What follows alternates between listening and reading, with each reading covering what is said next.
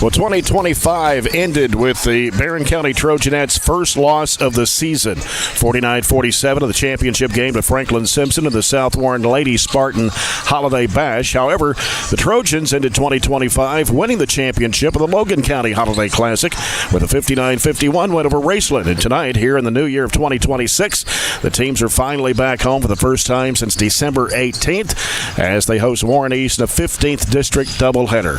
Hi, everybody, and Happy New Year. It's Jay Turner alongside John Butler.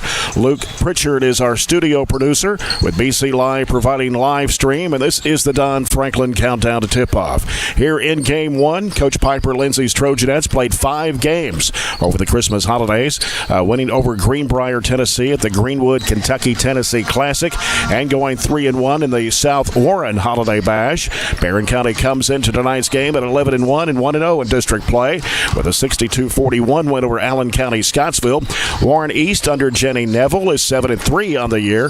They're 0-1 in District 15. That district lost to Glasgow 63-56. And against Region 4 opponents, the Lady Raiders defeated South Warren 52-48 in overtime. Clinton County 57-53 and Todd Central 69-29 with a 10-point loss to Logan County 53-43. Their last games were in the Taylor County Holiday Classic last weekend with a loss to Campbellsville 67-47 and a win over Jeffersontown 69-35. Warren East finished 20-8 last year, were the 15th district runners-up to Barren County 62-46.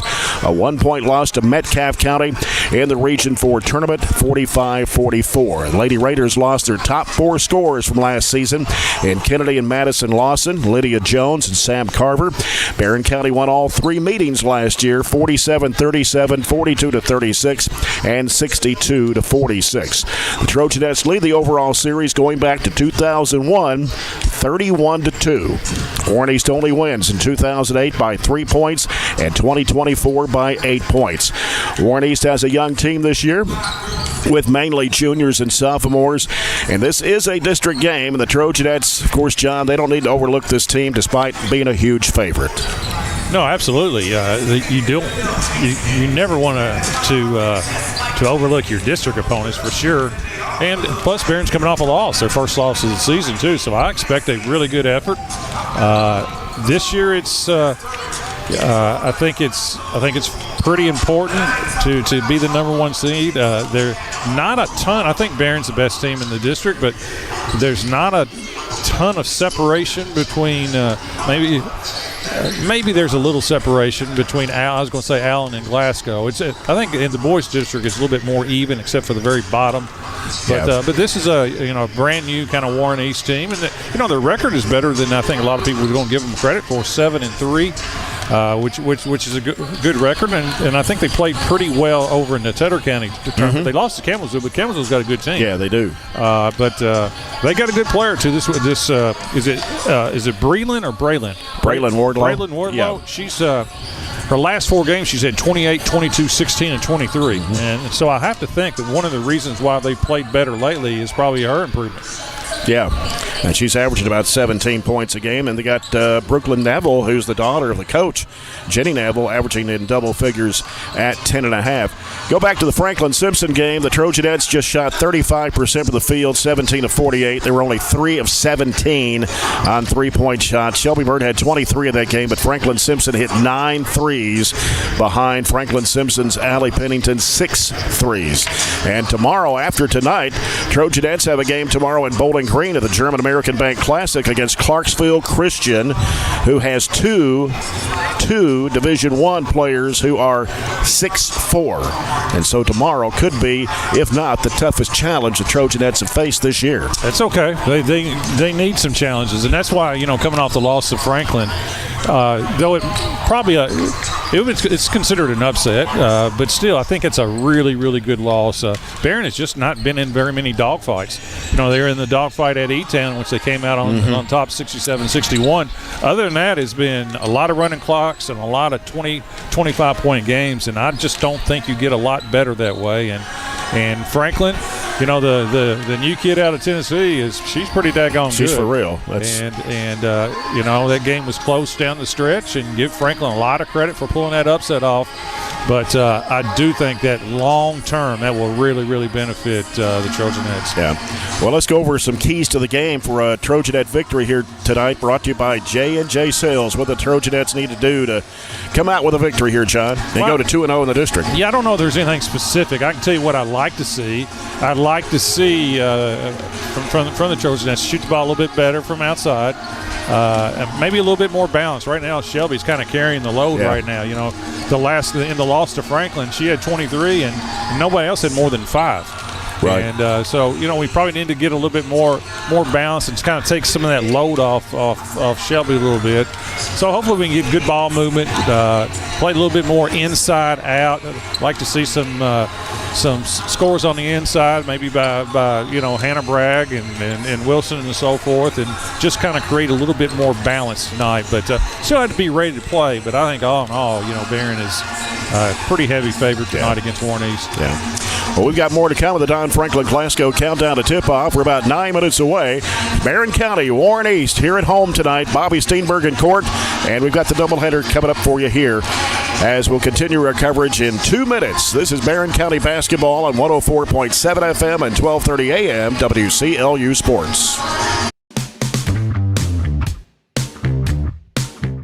At Don Franklin, we're about more than just selling cars. We're about families, generations of them. Founded by my parents in 1968, we've been here growing alongside you.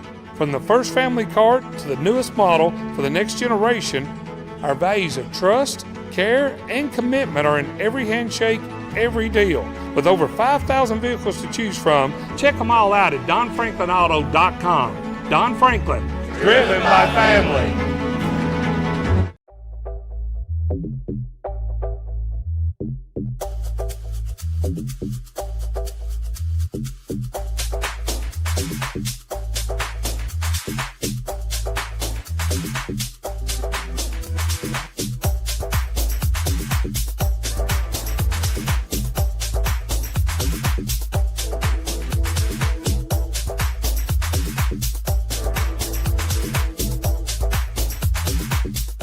Extreme Health Club and Extreme Fitness for Women, both with 24-hour access, and Extreme Blend Smoothie Bar to help you refuel and recover.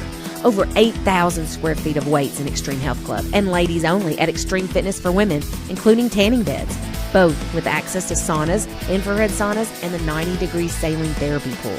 You'll love the wide variety of classes with experienced instructors. Personal training is available and with the best in the business. Call or stop by today and see what everybody's talking about. It's been an amazing 33 years. I've been blessed to have someone by my side that I can count on no matter what.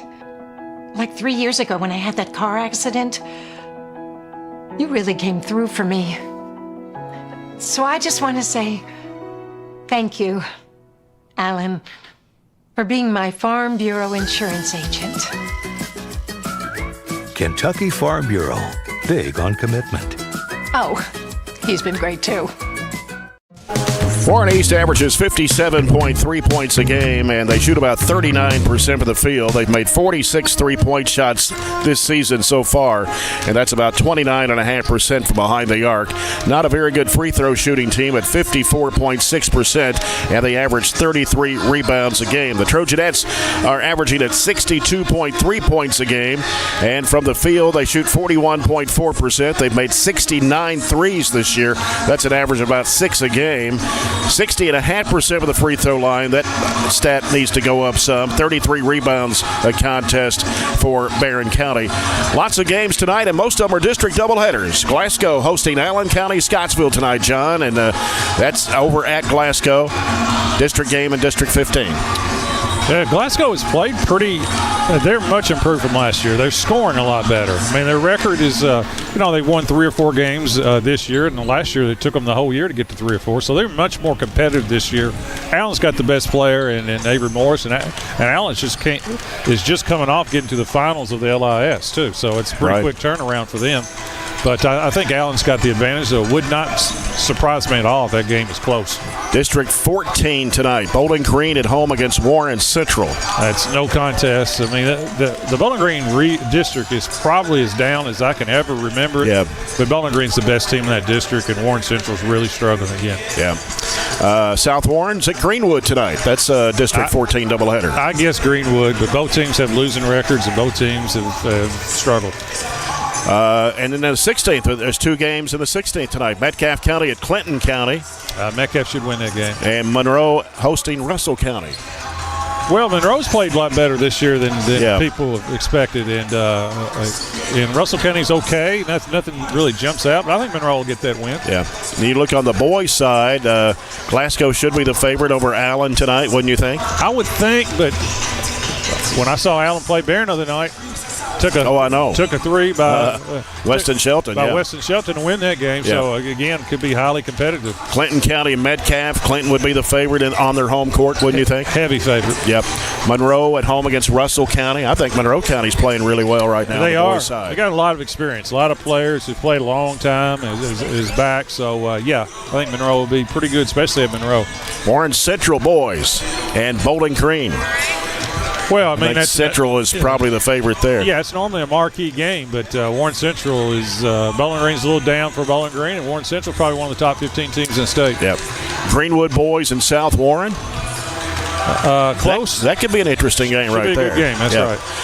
A couple of other games tonight. Cumberland County girls and boys are at Jackson County, Tennessee, and Adair County boys are home tonight against Taylor County. Yeah, that's 2 of the better teams in the 5th. So I still think Adair's got an advantage, though. Taylor's really good too. Taylor only lost to Central by 2.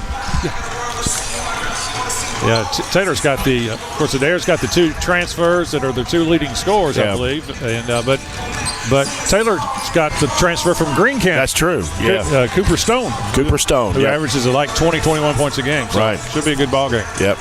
Of course, tomorrow the Trojanettes in action at 12:45 against Clarksville Christian. We'll have that game for you around 12:30 here on WCLU 104.7 FM and online at WCLUradio.com and BC Live with the live stream. That game will follow Henderson County and Louisville Mercy Academy. That game at 11 o'clock in the morning for the German American Bank Shootout at Bowling Green High Arena. And then the Trojans in action tomorrow night at Adair County. That'll be a JV varsity doubleheader. JV will start at 6. And the varsity game to follow. We'll have the varsity game for you somewhere around 7 o'clock or so tomorrow night here on WCLU. Let's take a look at tonight's starting lineups of this game, brought to you by Lakeside Recycling. First for Warren East under head coach Jenny Neville and her assistant coaches, new coaching staff that she has in Anderson Young, Landon Pugh, and Michael Stevenson are the assistant coaches for Jenny Neville this season. Braylon Wardlow, number 33, a 5'11 junior, averaging just under 17 points a game and 8.3 rebounds. Brooklyn Neville, number 3, a 5'8 junior, averaging 10.5. Autumn Brooks, number 5, a 5'7 junior, 8 points and 4.2 rebounds a game. Jordan Brooks, number 1, a 5'7 junior, 7.3 points and 4.6 rebounds. And Tristan Lindsay, number 10, a 5'9 junior, averaging 4.2 points and 5.4 rebounds. So 5 juniors in the starting lineup for Warren East tonight. Piper Lindsay in her 11th season here at Barren County. Her assistant coaches Brent Spillman, Michael Toms, Billy Michael Dyer, Mia Long with a record of 11-1. Shelby Bird, number 24, 5'8 junior, 19 points a game, 4.8 rebounds. Mahala Burton, number 3, a 5'7 sophomore, 6.2 points and 5 rebounds. Addie Slagle, number 11, a 5'3 sophomore, averaging just over 10 points a game. And Ashley Atkinson, number 35, a 5'10 senior, averaging 4.3. And Riley Wilson, number 32, a 5'10 senior, averaging 3.6 points a game for the Trojanettes. And so those are your starting lineups and the officials for tonight's game, brought to you by Extreme Health Club and Fitness for Women and ATM Media Solutions. The officials for tonight's doubleheader, Joe Plunk, Will Tolley, and Brian McPherson. And we'll come back with the opening tip-off, brought to you by Farmers RACC in 3 minutes, as it's the Trojans and Trojanettes against Warren East tonight. Back in 3 minutes. This is Barren County basketball on 104.7 FM and 1230 AM WCLU Sports.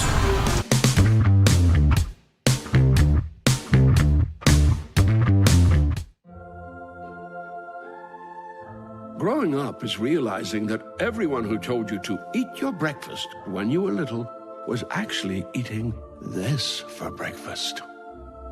It's your turn to take your place at the breakfast table and savor the taste of culinary independence with freshly toasted bagels at McDonald's. Indulge in the breakfast you've always wanted and start the day off the right way, your way. Ba-da-ba-ba-ba.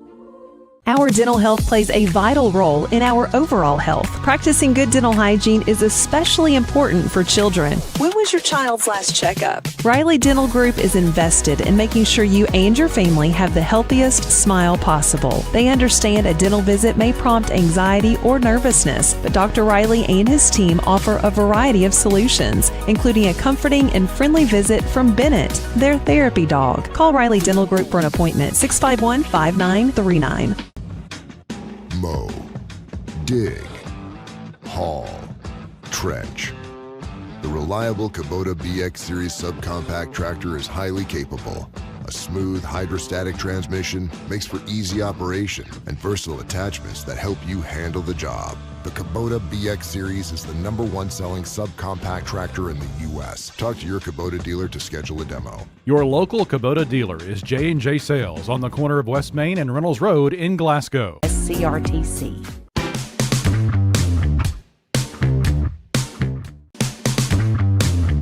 Hey there, this is Billy with Southern States Glasgow. And I'm Lindsay. A lot of people think we're just a farm store. But we're so much more. From pet food and propane to lawn and garden supplies, we've got what you need every day of the year. And don't forget the trusted advice, whether it's caring for your cattle, your backyard chickens, or your front yard grass. Southern States Glasgow, locally owned, farmer friendly, and always here to help. Southern States, your all-season solution.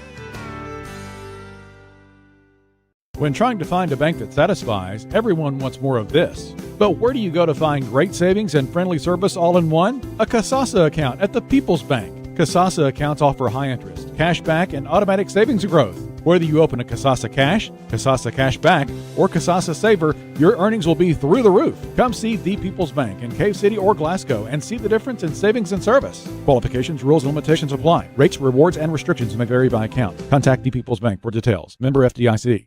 County High School Gym, Bobby Steenberg in court. The Trojanettes and the Lady Raiders of Warren East. Warren East out of the court now. They're starting five. And Braylon Wardlow, Brooklyn Neville, Autumn Brooks, Jordan Brooks, and Tristan Lindsay. They're in blue uniforms tonight with white numbers and letters outlined in gold. Got gold trimmed down the sides. And the Trojanettes to our left. If you're watching on live stream, they're to your right.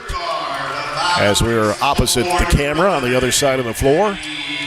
Barren County Trojanettes in the home white uniforms with that Trojanettes scripted across the front of their jerseys in gold and outlined in burgundy. Here on a Friday night, the first Friday in the new year of 2026. As Shelby Bird, Mahala Burton, Addie Slago, and Ashley Atkinson, Riley Wilson, your starting lineup. Barren County was the #1 team in the region in the voting this week by the Bowling Green Daily News prep poll.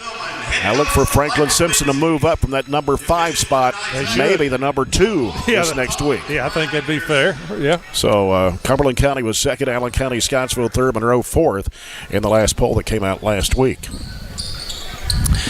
And Ashley Atkinson for the Trojanettes. It's Braylon Wardlow for Warren East. Joe Plunk will toss it up, and we'll be set to go here for this first game of this 15th District doubleheader. And the toss and the tap controlled by Warren East. Jordan Brooks with it on the left side. She's guarded by Burton. Comes off a screen, goes to the free throw line. Trying to float it down in there to Wardlow. It is over her head and out of bounds. And they're going to drop back. See what they're going to straighten man-to-man. It looks like it. Yep. Mahala Burton with the basketball for the Trojanettes. On the right side, it goes to Slagle. Slagle looking for a cutting Shelby Bird the lane. Right side of the lane, goes up the shot, blocked in there by Wardlow, and then slapped out of bounds by Warren East. Yeah, Wardrow's got good size. She's a good-looking athlete. She's got a knee brace on, but she's about 5'9" and can jump. Yep.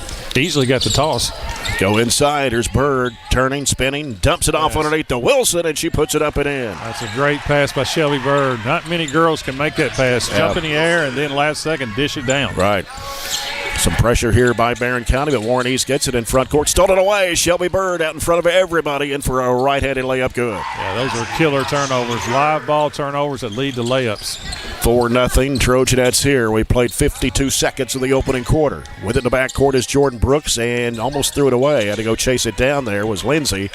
And we got a 10-second count against the Lady Raiders, and that will turn it back over to Barren County. They did not look very comfortable against that diamond press. Zaddy Slagle will inbound out to Burton. Got Jordan Brooks guarding Mahala Burton out there for Warren East. Right side it goes to Slagle. Slagle trying to make a move at the baseline. Bounces off the left side. Wilson out to Burton for a three. It's off the mark. Rebound Atkinson trying to go back up and reverse it. No. And then it's coming out of there with it for Warren East is Autumn Brooks. Gives it to Neville. And that's stolen away by Bird. Bird all alone to the right-handed layup. That's going to be good. Yeah, you don't want a crossover right in front of somebody. Yeah. And that's exactly what happened. 6-0 the score. 2-2-1 press this time. Neville gives it off to Brooks. Brooks in the middle. And we got a whistle here. First foul to the basketball game. It's a little ticky-tack. Riley Wilson. Not a lot of contact. Not much there. No. Lindsay will toss it in out of the side. It comes in to Jordan Brooks. Jordan Brooks defended there by Burton. Now working with it. Gives it down to her sister, Autumn Brooks. On down into Wardlow. She puts it up. Missed the layup in there and rebounded by Wilson, and they throw it away. Yeah, it was good offense that time. A little curl cut that time by Warren East, and Wardlow, their best player, just missed the layup. And then Trojanettes did them a favor, just threw it out of bounds. Neville will toss it in for Warren East. As it comes in to Lindsay. Over the left side is Brooks. In the left corner, trying to go baseline is Autumn Brooks, and we got another. Oh, she stepped on the inline. Thought maybe they're going to call a foul there. It's 4 turnovers by Warren East. I think I can keep that stat. I'm not very good at the turnovers. How about if I keep that? Okay. 6-0 Trojanettes here, 5:50. Here's Atkinson for 3. That's no good. Offensive rebound by Bird and a lot of traffic. Triple teamed in there. Going to have to get out of the lane. Out to Burton. Tries a 3. Good. Yeah, we need some of those to start going in more consistently. Good shot that time by Mahala. Riley Dental Group 3-point shot from Mahala Burton. As Warren East breaks the pressure. Here's Wardlow driving under it. Throws it up off the glass and in. She's a good-looking player. Threw it over the front. She's a good-looking athlete and player. Averaging about 17 points a game for Warren East. It's 9-2. There's a bad pass. It's going to be picked off in there underneath the basket by Brooks. They send it up to Lindsay. And they almost threw it away. Had to go chase it down. It's Neville.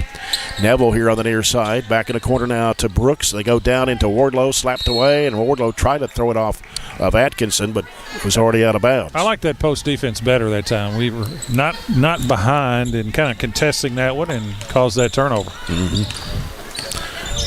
Burton with the basketball for the Trojanettes instead of the front court.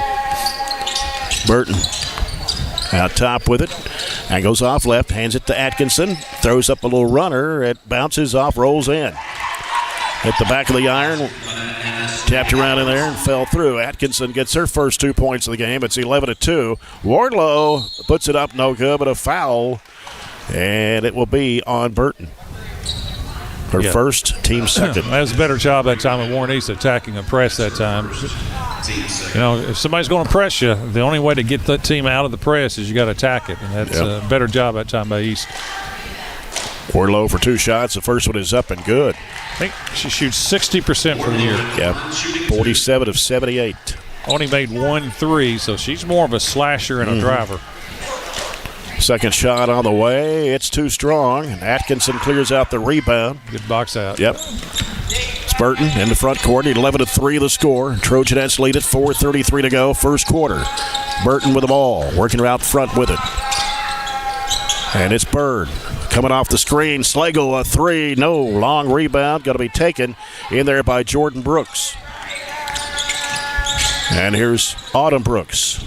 Now off to Wardlow.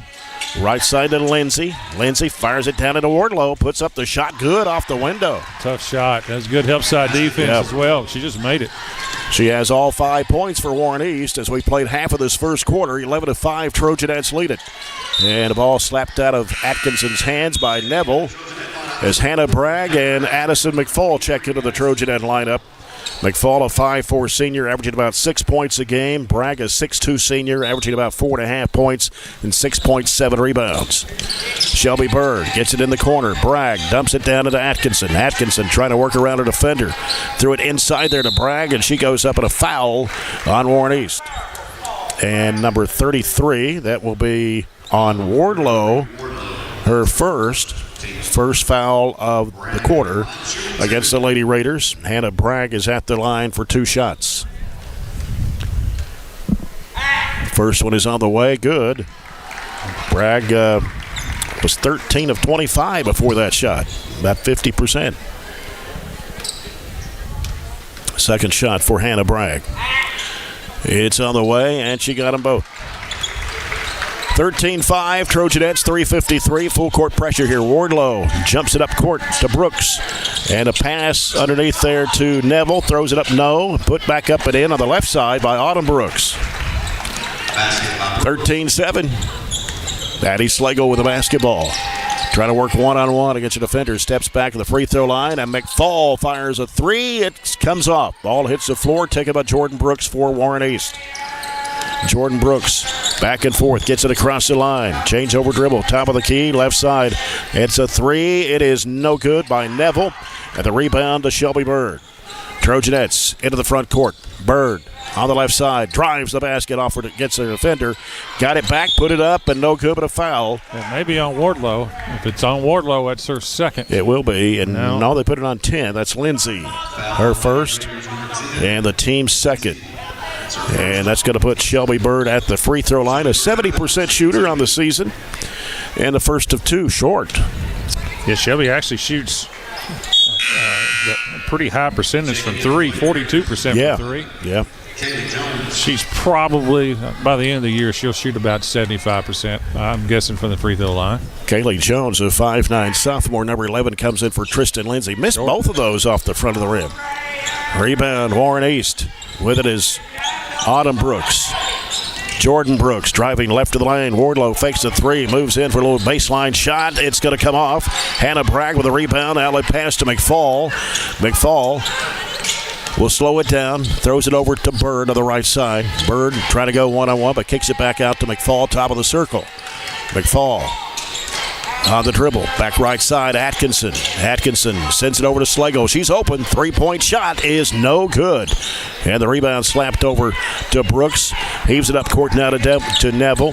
Neville got around McFall, stops, and Bragg cuts her off. Gives it in there to Wardlow. Throws it up on the run and banked it in. Tough shot. She's a good player. Yeah. She is a nice player. She has 7 of Warren East 9. Here's Atkinson. Atkinson driving, had it slapped out of her hands. Loose ball to the floor, picked back up. Slagle just inside the 3. Gets a long 2-point shot for her first 2 points of the game. And a 30-second timeout called by Warren East at 2:09 to play here in the first quarter. Barren County 15, Warren East 9. Well, got a lot of action going on. Yeah. I'll say that. I do like from the Warren East perspective, Wardlow is she's pretty good, to be honest with you. She's a good player. I can see how she's averaging 17 a game. Yep. Averaged about 8.5 rebounds. Yeah, you can see that because she jumps real well. And did she play much last year? Or didn't play very much because I talked to Coach Neville before the game. She's got a big brace on her knee. Yeah. So didn't know if that was the cause or what. She did play some, but you lose all really her top 4 scorers: Kennedy, Madison Lawson, Lydia Jones, Sam Carver. That's and ball handling. 90% of their points. And ball handling. Yep. Ball comes in to Jordan Brooks. Now over to lost the handle there. That was Jones. And now having some trouble here at midcourt. Taken out of there by Slagle, and she threw it away. Off to Wardlow. Ball gets knocked away again, but taken in there by Autumn Brooks. Good gracious. And some sloppy ball playing right now. Here's Slagle. Stops, pops, 10-footer is good. 17-9 the score. Here's Wardlow up court trying to get around Bragg, and a foul on Hannah Bragg. It's going to be her first. Team's third of the quarter. And a minute 35 to go here in the first quarter. 17-9. Riley Wilson back into the Trojanet lineup for Hannah Bragg. Warren East basketball. Neville left baseline to toss it in. Looking, gets it in play there to Jordan Brooks. Now Neville in the left corner. Back out now to Jordan Brooks. Jordan Brooks guarded out there by Burton. Bounces it off to Neville. Neville trying to work against Shelby Byrd. Bounce pass off the right side to Jones. Jones looking back over the left side here to Autumn Brooks. Autumn Brooks, now new player in the ball game's 25. That's Tiana Hunt, and missed the shot. Long pass down the court. McFall underneath to Wilson. She lost it off her foot. Then the ball out of bounds off Warren East. And Tristan Lindsay checks back in for Warren East. She'll come in for Neville. And Ashley Atkinson comes in for Shelby Byrd with 1:02 to go here in the first quarter. And a 17-9 Trojanet lead. Burton will put it in play. Gonna have to hurry. Finally forces it out on a lob to Atkinson. Atkinson around the top of the horn, drives right of the lane, lost the handle, got it back out to Slagle. Slagle trying to penetrate, steps back, shoots a three, almost went in. Ball out of the hand. Oh, it's going to be knocked out of bounds by Atkinson. Warren East basketball, 50.8 to play. You know, one thing about Warren East, they are not bad defensively. They're pretty solid, straight man-to-man. I thought we may see a little zone since Franklin zoned us the whole night. They're not bad man-to-man at all. It's Lindsay. Get it across. Off to Hunt. Hunt on the left side. Dumps it back in there to Brooks. Back out to Hunt. Long range left. Got Wilson guarding her. Almost carried it there. Threw it over to Jones on the right side. Now here's a pass that's going to be deflected off the hand of Wilson. Well, that is the problem with East, though. They struggle handling the ball a little bit against any type of pressure. Lindsay gets the ball out to Brooks. That's Autumn Brooks. Throws it up in the lane. No, missed it badly. Tried to get her on rebound, but lost it out of bounds. Now, they last year had a pair of twins as well, right? Yeah, it was the... so they've replaced twins with twins, right? Yeah, Kennedy and Madison Lawson. 22 seconds to go here in the first quarter. Pass goes up court to Slagle. Across to McFall. Will fire up at three. Short. And on the rebound, it's going to be tied up between Burton and Jordan Brooks. Yeah, it's a good shot for McFall. That's what she does well. But you probably would prefer on that one to go for the last shot. But Barron's going to get the ball back anyway. And McFall will toss it in with 11.7 seconds to go. Comes out in the corner to Wilson. Sends it to Burton. Over goes to Slagle. 8 seconds to play. Now coming in there is McFall. Back to Slagle. Fires up a three. Short. Missed everything. Goes out of bounds. Went off Wilson with 9/10 of a second to go.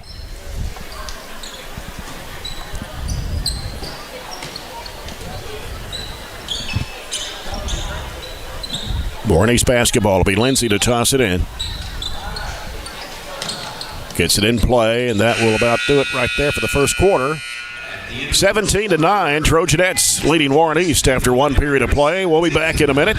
This is Barren County basketball on 104.7 FM and 1230 AM WCLU Sports.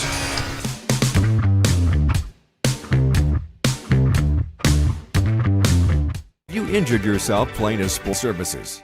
We've got you. It's a pledge to make sure you're always taken care of.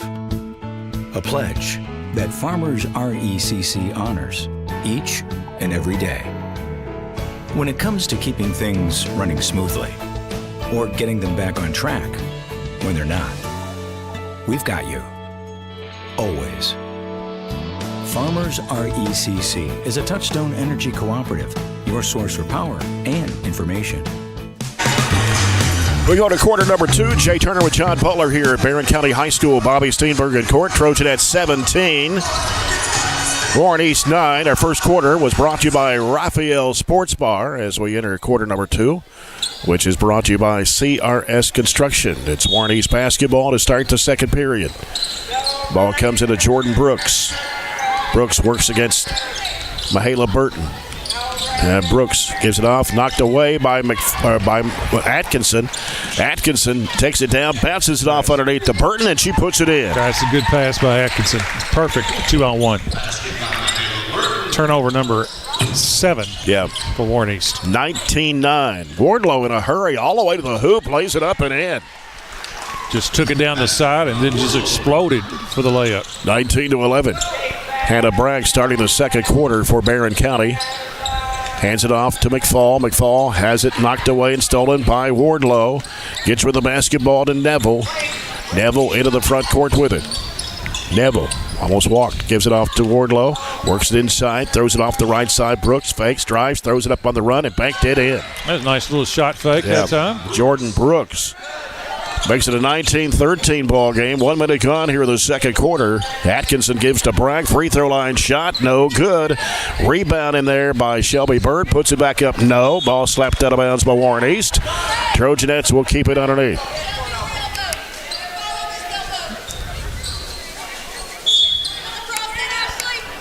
And Burton will toss it in. Comes in the corner to Atkinson. Atkinson circles around to the top of the key, over to Burton, fires up at 3. Yes, that's 2 for Burton here in the first half on Riley Dental Group 3-point shots. And that's what you like to see out of her. Inside, Wardlow, foul on Bragg. Yeah, it's going to be Hannah's second, going for the shot block. Hard to block Wardlow's shot. She's very athletic and so forth. Yeah, we need to see that of Mihaela. And that was not an easy 3 because that was coming off a down screen, and those are tough shots, but she made it. Wardlow is at the line for 2 shots. She's 1 of 2. Only Lady Raider to shoot free throws in the first half. First one comes off. Riley Wilson back into the Trojanet lineup for Hannah Bragg. Has to sit with those 2 personal fouls. 22-13, 6:33 to go here in the first half. Wardlow back at the line. 1 more on the way. She missed it too. Wilson with a rebound. Outlet pass to Bird. Bird pushed it down the floor to the top of the key. Had it slapped away from behind. Turnover by Barren. Here comes Brooks with it. Bounce pass right side, and a whistle. Going to have a travel called on Autumn Brooks. And 6:21 to play here in the first half. It is 22-13. Barren County with a 9-point lead. Warren East just will not go away right now. Nope. Hanging in there. Burton with the basketball for the Trojanettes. Works against Brooks. Gets the screen from Atkinson. Still on the dribble. Gives it over to Bird on the left side. Bird trying to make a move. Trying to penetrate. Back over goes to Burton. Another 3-point attempt. Bingo! Boy, she's feeling it right there. Good pass that time by Shelby Bird on the penetration. Another Riley Dental Group 3-point shot. Pushes the lead out to 12 at 25-13. Wardlow jump pass on the right corner. It's Neville firing away. Air ball. And taken by Bird. Outlet pass Wilson. Feeds it down. It's Atkinson driving. Got bumped. Shot goes up. No good, but a foul. That was a nice little fast break that time. That was a good pass that time by Wilson to Atkinson. Nice little diagonal pass. And Ann Ashley needs to step up and make these. Second foul on Tristan Lindsay of Warren East. And it's 2 shots for Ann Ashley Atkinson. The first one is up and good. Trojanettes have now doubled it up on Warren East. It's 26-13 as Addie Slagle comes in for Riley Wilson. And back in for Warren East is Kaylee Jones. Barron's going with basically 5 guards. Yep. Atkinson fires away, misses. Rebound Burton. Takes it out of the right corner. Now fires in the lane, breaking inside. There's Bird, and she puts it up and in. Not rebounding a free throw is a killer. Yep. 28-13. And there's another walk on Autumn Brooks. Took off before she put the ball on the floor. That's number 9, and the lead has suddenly expanded to 15. 5.5 minutes to play here in the second quarter. Mihaela Burton with the basketball for the Trojanettes. Left side, McFall. McFall wants to drive, gets bumped in there, and then they reach in and tie it up on her. Possession goes to Barren with 5:22 to go in the first half.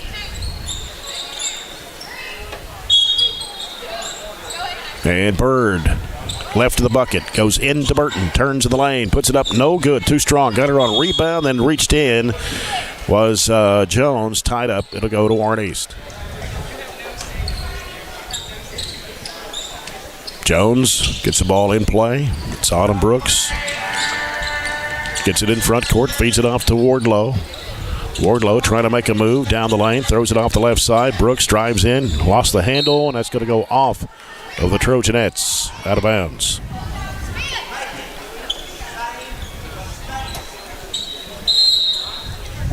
And Neville will toss the ball in play. Comes out to Jordan Brooks. Now to Jones.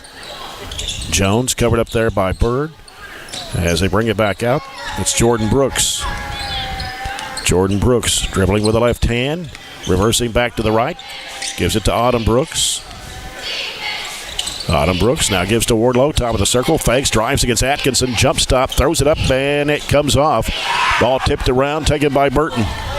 Burton ahead up the left side. McFall stops, fires it out to Burton. Right side, Slagle with a three-point attempt, and it bounces off the rim. Wardlow with a rebound for Warren East. Pass picked off by Shelby Bird, and she's going to be fouled at midcourt by Autumn Brooks. It's going to be her first and team foul number 2 on the Lady Raiders here in the second quarter. Barren County will bring in now Layla Harris, a 5'5 freshman, and number 5, Alexis Cannon, a 5'7 sophomore, giving Shelby Bird and Addison McFall a break with 4:24 to go in the half. 28-13 the score. Left side is Cannon. In the corner, Harris. Out top, it's Atkinson. Fires up a three-point shot. Short. Off the left side, Harris saved it in bounds to Atkinson. Back to Harris. Goes inside, puts it up, and got it in there. A nice play that time by Harris. She got the rebound and then the finish. Yep, 30-13. Here's Wardlow with the basketball for Warren East. Out to Jones. Sends it now to Brooks. Brooks drives against Burton. Puts up the shot. Ooh, blocked by Burton, but they say she got her with a body. That will be the second foul on Mahala Burton. Second foul on the Trojanettes here in this quarter. Sending to the free throw line, Jordan Brooks. She's 20 of 28 for the line on the season for the Lady Raiders, and that one's going to come off. They're just 1 of 5 from the foul line here in the first half. Shelby Bird comes back in for the Trojanettes, replacing Mahala Burton, who have to sit a little while with 2 personal fouls. Joins Hannah Bragg, who also has 2 fouls. Jordan Brooks' second shot is good. And a full timeout here. We're at 3:51 to go in the first half. Barren County 30, Warren East 14. We'll take a 30-second timeout. This is Barren County basketball on 104.7 FM and 1230 AM WCLU Sports.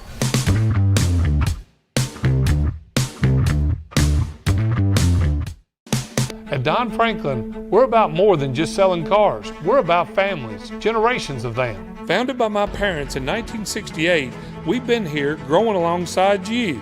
From the first family car to the newest model for the next generation, our values of trust, care, and commitment are in every handshake, every deal. With over 5,000 vehicles to choose from, check them all out at DonFranklinAuto.com. Don Franklin, driven by family. You want to go in the first half. Barren County out to a 30-14 lead over Warren East, led by 8 at the end of the first quarter, 17-9. But Mahala Burton has hit 3 threes for Barren County in this first half, has 11 points in this basketball game. Yeah, good start by Mahala, and she's playing with confidence. When I got here about an hour maybe probably 75 minutes early, she was out here already working out and so forth. So it's good to see that. You know, if you get here and work out and things like that, good things can happen. But she's played well. Good crowd here tonight, too. Good crowd for a Friday night home district game. School not in session. School is not in session. They go back Tuesday, I think. They're still out on Monday. A little full court pressure by East. And it's Slagle. Sends it over to Cannon. Cannon fires it down to Bird. Bird takes it to the corner, up the baseline, cut off. Throws it back out. Cannon's going to fire a 3. It's short. Just brushed the net. Tap back in bounds by Harris. And then Atkinson tried to go up with it, and she's fouled. And this will be on number 3. That is Brooklyn Neville, her first. And that will be number 3 on the Lady Raiders here in the second quarter. Yeah, another good play by Harris that time. Good hustle, saving that ball back in bounds. And Atkinson fires up the first one, and it's going to come off. She's 1 for 3 at the stripe. Yeah, she has struggled so far this year at the line. She's a better free throw shooter than her percentage. Mm-hmm. Sometimes it's just confidence. You got to see if you go in. Yep, second shot is up. It's good. Coming in the lineup for the Trojanettes now, Carly Hagan, a 5'7 junior. She will come in for Ann Ashley Atkinson. 31-14, Trojanettes, 3.5 minutes to go here in the second quarter. Ball comes into Neville, gives it to Brooks. Brooks now leaves it with Jones. Jones will get it across midcourt, racing down the right side, and the corner goes to Hunt, trying to go baseline.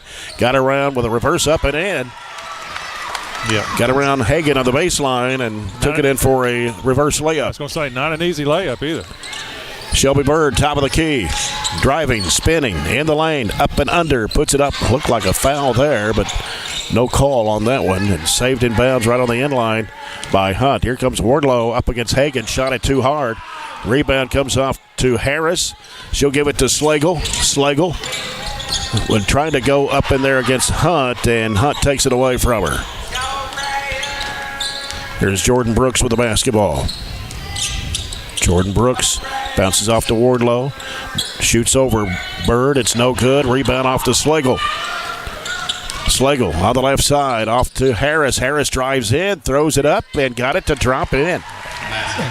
Layla Harris. She's not afraid to take it to the basket. She's had a good little run this quarter. 33-16 Trojanettes. 2:20 to go in the first half. Wardlow sends it out to Hunt, top of the key. Drives right of the lane, throws it up and in.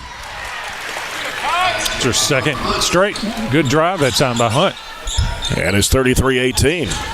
Harris off to Slagle. Back over to Harris. Harris splits the defenders. Picked it up off the floor as it got knocked away. Bird over to Slagle. Wide open three. No good. Rebound comes off to Jones for Warren East.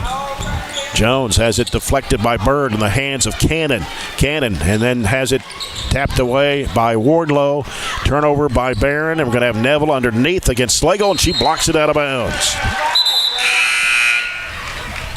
Well, back-to-back turnovers, but Slagle didn't give up on the play. She didn't get a lot of blocks, but that time she just went up and blocked the layup that time. Good effort that time by Slagle. And Neville will toss a ball in play for Warren East. Sends it in there down low. It's Hunt turning, putting it up. No good. Rebound to McFall, who's checked back in the Trojanet lineup. Throws it left side to Bird. Now Bird sends it over to Harris. Harris on the right wing. Harris back out to Bird. Top of the key, three. No good. Ball slapped down and into the hands of Neville. Left-handed pass up to Brooks. Drives. The shot is blocked out of bounds by Bird. Back-to-back blocks on the same drive. Bird and Slagle. Minute 17 to go here in the first half. 33-18 Trojanettes. It's Jones off to Hunt, top of the circle. Gave it back off to Jones, and now it's Brooks. Autumn Brooks with the ball. Over to Neville to the right side. Neville, and ball got knocked away.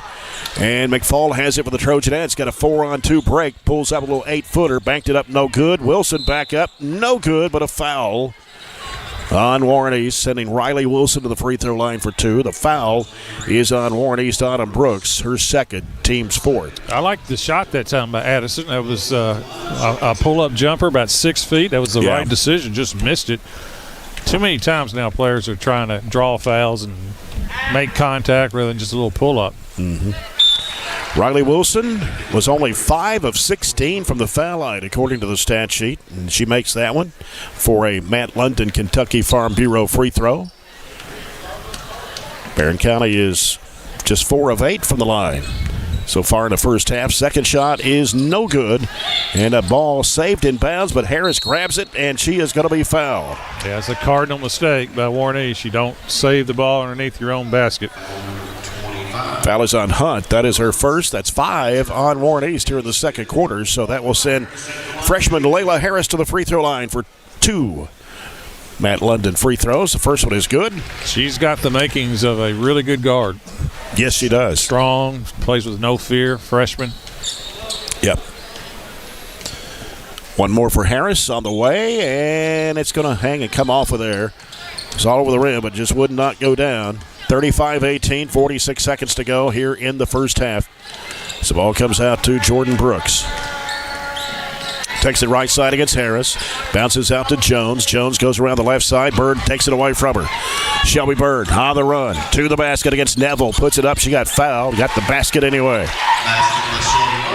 8 points for Shelby Bird. 37-18 Trojanettes. 25 seconds to go here in the first half. Take it away. It's Harris. She'll go in for the layup. Good. Just terrible spacing that time by Warren East. Ran right into each other. 39-18. Falling down with it is Jones. Here's Wilson. Gives it up court to Harris. Harris drives against her defender. Puts it up too strong. The rebound to Neville. 5 seconds to go in a half. Here's Wardlow. Going to launch it from midcourt. It is no good. Hit the backboard. That's the end of the first half. So here at halftime, it is Barren County 39, Warren East 18. We'll be back in 2 minutes with the SCRTC halftime report. This is Barren County basketball on 104.7 FM and 1230 AM WCLU Sports.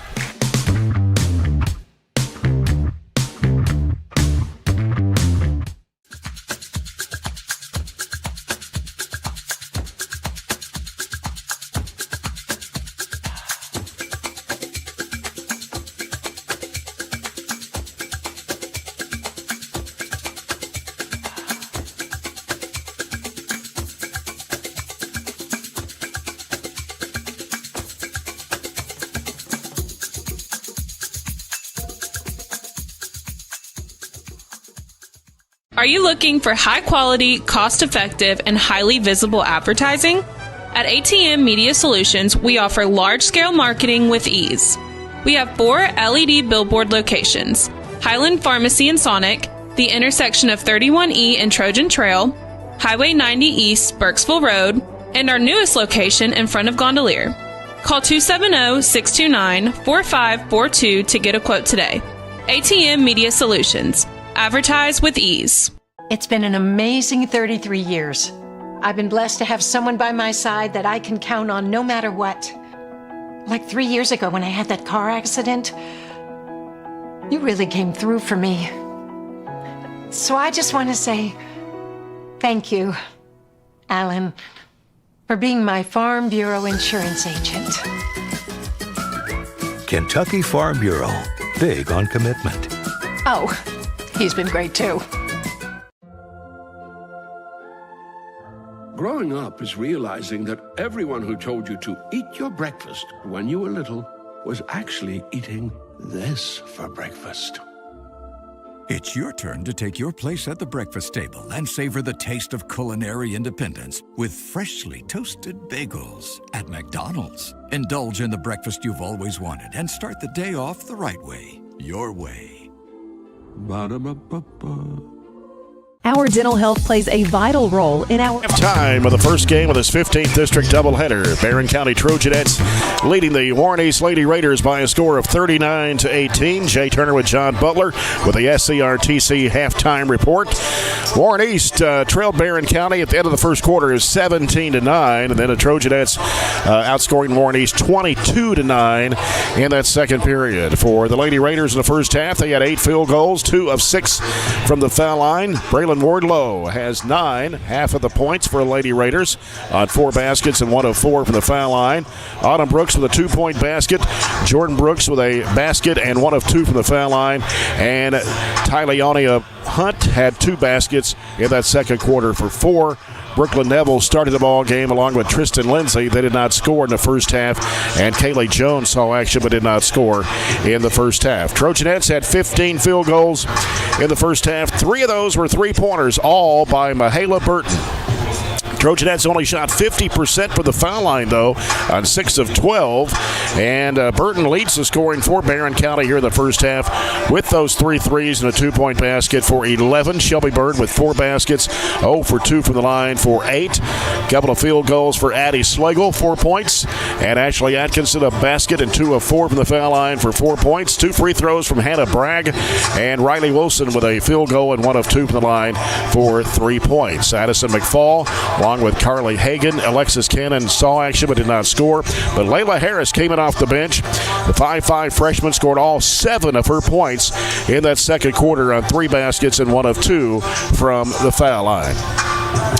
Yeah, it's a little bit of a mixed bag, to be honest with you. I mean, Warren East, 14 turnovers, and a lot of those were live ball turnovers that I don't keep points off turnovers, but I'd say Barron's double-digit on points off turnovers because a lot of those were just live ball turnovers that directly led to layups.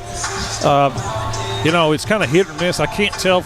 I'm not sure how well overall we played, but I do know a couple players played well. Mm-hmm. You've already mentioned Mahala Burton. Yeah. I love her confidence, how she played, really stepped up and shot the ball well with the 3 threes and just shot the ball with confidence and got a great lift in the second quarter by Layla Harris. Came off the bench and had 7 points. Also had several rebounds and just hustle plays as well. And, the game was – it's about a 15-point game in the last minute, and then we had a little 6-0 spurt there in the last minute of the game thanks to some turnovers by Warren East to get the lead up to 21. Yeah. Well, we got a score update for you, brought to you by Barren County Judge Executive Jamie Bewley-Byrd. Metcalfe County girls lead Clinton County by 14 at the half. And let's see, I've got a Glasgow score here somewhere. Allen County Scottsville leading Glasgow 15-8 after the first period of play. Allen County Scottsville 15, Glasgow 8. That's at the end of the first quarter in that other 15th district game. 39-18 here, 21-point lead. Again, tomorrow the Trojanettes will be down in Bowling Green at the German American Bank Classic, and they will play Clarksville Christian. And they are a very, very good basketball team. I've been watching some film on them, John. They got 2 6'4" players, major Division I prospects. Well, you never know when you run into somebody from out of state. We played one team from Tennessee that was 74-10. Yeah, I remember that one. Probably the worst team in our state. One of them. I mean, worst team in our region. But this team, if they beat Assumption, you said they beat Assumption this year? They did. Assumption's top 3 in the state. It's probably Sacred Heart, George Rogers Clark, and Assumption are the 3 top teams in the state. If they beat George Rogers Clark and Owensboro Catholic, right, who's another team that's in the top 20, then they are for real. And losing just 2 games, one to one of the top teams in Arkansas, another one with a top team in Ohio, by just 3 points. Well, it sounds like, to me, they're almost like a traveling prep school. Just playing everywhere. Now, they do play I think they play Warren Central Monday night, so they're probably down here for the weekend in Bowling Green with the Trojanettes tomorrow. Their varsity plays Warren Central? Warren Central, yeah. That's on the schedule. Well, they ought to cancel that. More than likely they should, yeah. Well, we got about 3.5 minutes before the second half starts. This has been the SCRTC Halftime Report, and our halftime stats brought to you by McDonald's. We'll come back with a Hatcher and Sadler Funeral Home third quarter when we take this 2-minute timeout as you're following Barren County basketball here on 104.7 FM and 1230 AM WCLU Sports. Our dental health plays a vital role in our overall health. Practicing good dental hygiene is especially important for children. When was your child's last checkup? Riley Dental Group is invested in making sure you and your family have the healthiest smile possible. They understand a dental visit may prompt anxiety or nervousness, but Dr. Riley and his team offer a variety of solutions, including a comforting and friendly visit from Bennett, their therapy dog. Call Riley Dental Group for an appointment, 651-5939. Mow, dig, haul, trench.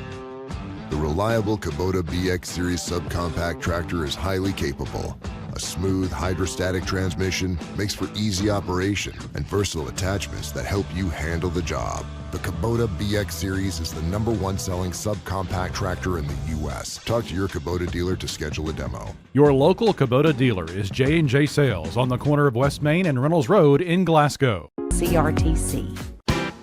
Hey there, this is Billy with Southern States Glasgow. And I'm Lindsay. A lot of people think we're just a farm store. But we're so much more. From pet food and propane to lawn and garden supplies, we've got what you need every day of the year. And don't forget the trusted advice, whether it's caring for your cattle, your backyard chickens, or your front yard grass. Southern States Glasgow, locally owned, farmer friendly, and always here to help. Southern States, your all-season solution.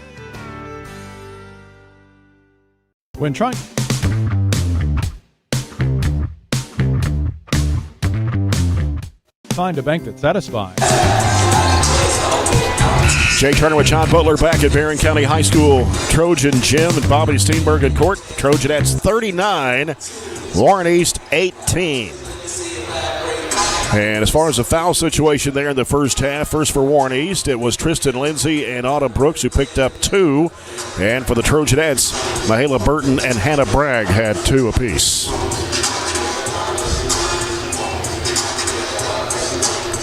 It's hard to believe, Jay, we've made it to 2026. That sounds space age, doesn't it? It does, doesn't it? 2026. The old saying is true. The older you get. And I've said it before. The days are long, but the years are short. That's true. They just turn over, don't they? The years? That's right. That is right. You'll be doing baseball for long. Yeah. They start in what, mid-March? Yep. I usually take off a couple of weeks there and go to the girls and boys state tournaments before I start doing any regular season games, but haven't seen the schedule yet. I need to talk with Coach Myatt and Coach Estes about the baseball and softball schedules. I'm sure they'll be loaded down again this year. I'm sure. We've still got a long way to go in basketball, though. We're not even halfway there yet. Not very far from halfway. Not very far, you're right. Yeah. Slagle gets the ball in play to Burton. Burton on the dribble out front here. Guarded by Brooks. Goes right side to Slagle. Slagle steps back. Thought about the 3 or the inside long 2. Here's Atkinson driving right of the lane, going under, and a foul. Yeah, it's going to be on Neville right across the arm. Should be 2 shots. Warren East has been consistent in man-to-man the whole game. Number 2 on Brooklyn Neville. First foul of the third quarter against the Lady Raiders. Atkinson's 2 of 4 at the stripe. First one on the way, and no good. Trojanettes are not shooting well on the free throw line. 6 of 13 so far tonight. That can get you in close games. Atkinson for the second of 2. Matt London, Kentucky Farm Bureau free throws, and it is good. 40-18, Barren County. 7:40 to play here in the third period. It's Brooks with the basketball for Warren East. Bounces it off to Neville on the right wing. Cutting across to the top of the key. Ball gets hit the foot of her teammate. Turnover. Bird up court. Atkinson lays it up and in. Turnover 15. And it's 42-18 now. Trojanettes. 7:16 to go. Third quarter. Jordan Brooks with it for Warren East. Reverses it back out. Trying to direct traffic out there and set up the play. Bounce pass off the left side to Autumn Brooks. Feeds it to Wardlow. Left to the lane. Jump pass over the right wing. Here's a 3, and it is in and out by Jordan Brooks. Rebound is by Riley Wilson. Shelby Bird over to Burton on the left side. Back to Bird. And he feeds it down in there to Atkinson. Underneath. Puts up the shot. No. Got her on rebound and put it back up and into the right side. 44-18. Atkinson has all 5 points for the Trojanettes here in the third quarter. 6:35 to go. 44-18. And they give it off to Wardlow. Ooh. It's going to be a foul on Riley Wilson. Not really sure. I mean, she went right into her there. And yeah, it's a tough foul on Riley at times. You know, when the offense kind of jumps into you, I really don't know what you're supposed to do. I know. It's Wardlow at the line. That's what Coach Piper Lindsay's questioning over here. Wardlow misses the free throw. She's now 1 of 5 from the stripe. She hit her first free throw now, has missed her last 4. Yeah, only 60% on the year. That's one of her weaknesses. She's a good-looking player, though. And she is the one that shoots most of the free throws. Second shot is missed as well. And Barren County with the basketball. Looper up to Atkinson. And Wardlow stripped it away into the hands of Brooks, and then she's going to throw it away right to Coach Jenny Neville. Just bad basketball. I think that's fair to say, Jay. Yep. Turnover 16. Burton on the near side over to Slagle. Slagle, long looping pass underneath. It's Atkinson putting it up and in. Got behind the press. Yeah, good diagonal, long diagonal over the top. Good pass that time by Addie Slagle. Atkinson now 7 points here in this third quarter. Now she has she's in double figures with 11. It's 46-18. 7-0 run to start the third for Barren County. 5:50 to go. Inside, we got a foul on Riley Wilson, and that's going to be number 3 on Riley Wilson, the second foul of the quarter against the Trojanettes. Warren East basketball, and Hannah Bragg will check back in here in the second half as Wilson will have to sit down with 3 fouls. Bragg has 2 on her. Neville to put the ball in play. Having trouble. Finally got it into Brooks. Here's Wardlow. Fakes, spins against Bragg, goes up, and Bragg fouls her. And that's going to be 3 now on Hannah Bragg. Hannah is very frustrated, but, she came down on her that time. And yep. Hannah's got the size. She's every bit 6'1", 6'2", and sometimes comes down a little bit. Sometimes, to be honest with you, kind of like Riley last time, sometimes you just don't get the calls. But that looked like probably the right call. Wardlow finally makes one after missing her last 5 in a row, and it's 46-19 now. Second shot is up. It's no good. Bragg grabs the rebound over everybody. Atkinson, bounce pass off to Bird. Bird penetrating down the left of the lane. In the corner, Slagle for 3. No good. Rebound Atkinson, back up, no. And the rebound taken in there by Neville for Warren East. Left side of the floor, Neville. Ball knocked down from behind and in the hands of Atkinson. That was underneath to Slagle. She got pushed from behind and no call there. Warren East coming back the other way. It's Lindsay out to Brooks. Jordan Brooks into Wardlow. Wardlow in the corner, going to pull the trigger, and it is good for 3.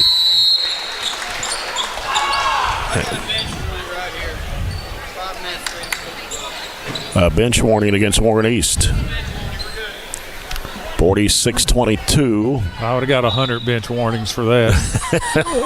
I didn't even see anything. I didn't see anything either. Game's changed. I don't know. And Gary Gross has got another 100. Here's Bird in the middle, driving it down into the lane and dishes it off out for a 3. It's Burton. Good. Have a day, Mahala. I'm telling you what. Good ball movement, too, by the Trojanettes. 4 Riley Dental Group 3s tonight for Mahala Burton. 14 points in the basketball game. 49-22. Jordan Brooks with it for Warren East here on the right side. Bringing it back out to the middle. That ball knocked away by Atkinson. Tried to go to Wardlow with it.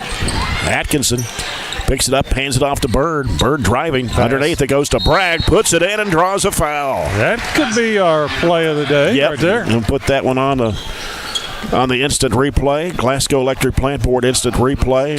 And got the steal on one end and 2-on-1 fast break. Nice dish down that time by Shelby. And Hannah Bragg's got an opportunity to finish a 3-point playoff.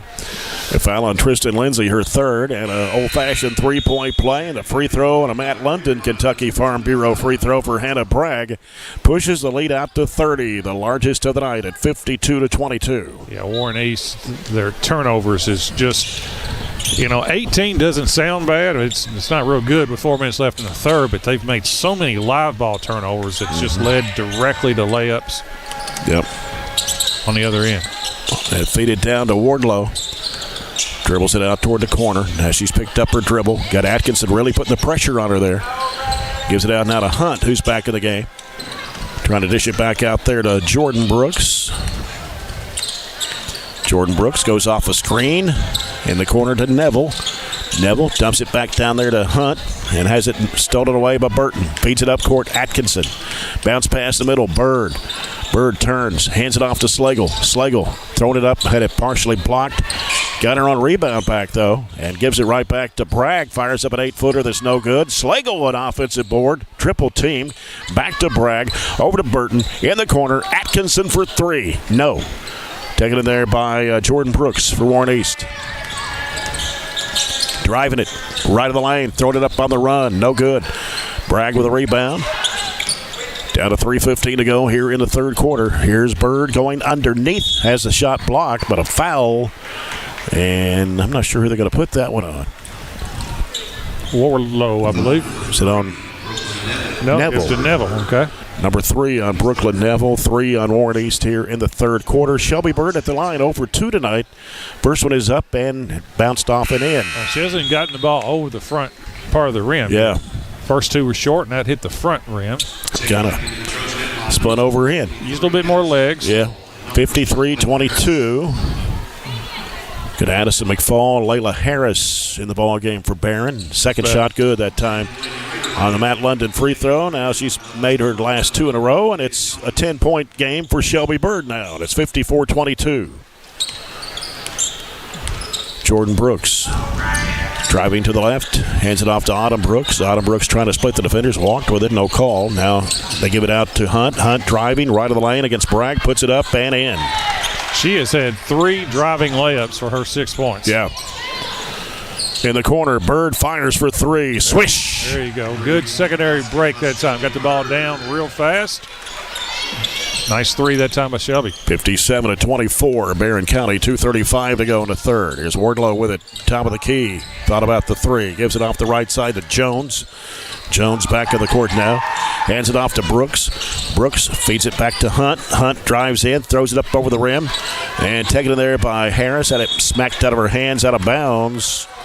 Well, I don't know about that one. Well, one referee was already pointing for the Trojanettes ball, and the underneath official says it's going to stay here. All right, so Warren East will keep it, and Jones will inbound in the corner on the left side.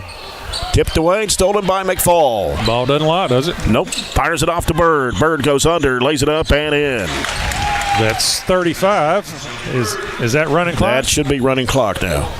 Turnover number 20. 35 is running clock. 59-24 at 2:06 to go in the third quarter. Brooks drives in, misses the layup. Rebound by Shelby Bird. Bird stops and pops. It's a long 2 that's no good. Rebound. Bragg and Hunt fighting for it. Scramble to the floor. Jump ball possession goes to Warren East. Yeah, the clock will run the rest of the way. And Ashley Atkinson, Addie Slagle, Carly Hagan checks into the Trojanet lineup. And that will leave in there Harris and Atkinson, looks like, or I guess Slagle, McFall, and Harris on the court. Minute 22 to go, third quarter. A 35-point lead for Barren. It's Brooks with the basketball, right wing, trying to drive against McFall. Throws it up, traveling on Brooks.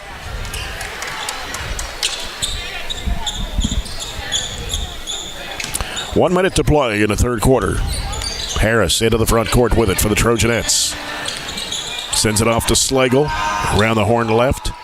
Feeds it to Hagan. Now out to McFall. McFall trying to penetrate into the lane. Now curls out. Feeds it into the lane there to Atkinson. Goes under. Puts it up. Missed the shot. Hagan with a rebound. Throws it back out to Slagle. Wide open 3. Good. Now she got one. She's been a little off. It's been a while, yeah. Been a little off from 3, but give that assist to Hagan that time. A little inside out off the offensive rebound. Yep. 3 threes in this third quarter by Barren by 3 different players. 62-24. 25 seconds to go. Almost a steal by Slagle. It's Jones with it out front. 20 seconds to play. Wardlow drives in, throws it up, no good. And rebounded there by Brooks. It's no good. Back up and good. This time by Autumn Brooks. 10 seconds to go. 62-26. Wide open is McFall, and she puts it up and in. A good diagonal pass from Atkinson. 64-26. That'll do it for the third quarter. Trojanettes scored 25 in that third quarter. Warren East scores 8. And we'll return with the fourth quarter. 64-28 Trojanettes on WCLU Sports. When trying to find a bank that satisfies, everyone wants more of this. But where do you go to find great savings and friendly service all in one? A Kasasa account at the People's Bank. Kasasa accounts offer high interest, cash back, and automatic savings growth. Whether you open a Kasasa Cash, Kasasa Cash Back, or Kasasa Saver, your earnings will be through the roof. Come see the People's Bank in Cave City or Glasgow and see the difference in savings and service. Qualifications, rules, and limitations apply. Rates, rewards, and restrictions may vary by account. Contact the People's Bank for details. Member FDIC. 54-26, Trojanettes over Warren East as we start the final 8 minutes. And this final quarter sponsored by Scooters Coffee. Jay Turner with John Butler. Trojanettes scored 25 to Warren East 8 in that third period. Shot the ball really well. Hit 3 threes. Yes, we did, and Warren East continued to turn it over, and we have continued to take advantage of all their mistakes. Here's Atkinson around the top of the key, over to Carly Hagan. Out it comes to McFall. McFall sends it to Slagle on the right side. Slagle wants to drive, but she gets cut off there by Brooks. Sends it back out to McFall, and over it goes to Atkinson. Atkinson sends it off the left wing. It's Carly Hagan. Back out now to McFall. Straight away three. Boom. She's having a real good year. 34% from three. That's her 16th three-point shot of the year she's made, and that's a Riley Dental Group three-pointer as well. 67-26. Going up the baseline, it's Autumn Brooks. No. Rebound knocked loose underneath. Taken in there by Harris. Up court it goes to Hagan. Hagan's going to drive. Bounce pass underneath to McFall, and she puts it in. Good pass by Hagan. That has been a bright spot tonight. Our 2-on-1 fast breaks, we've executed quite well. 69-26, 1 minute gone here in the fourth quarter. Jordan Brooks with the basketball, driving, going underneath, putting it up and in. It's her second field goal, and we got a timeout by Coach Piper Lindsay. 30-second timeout. This timeout is brought to you by The People's Bank. And it's 69-28 Trojanettes. Got the Trojans and the Raiders in Game 2 coming up over our 15th district doubleheader.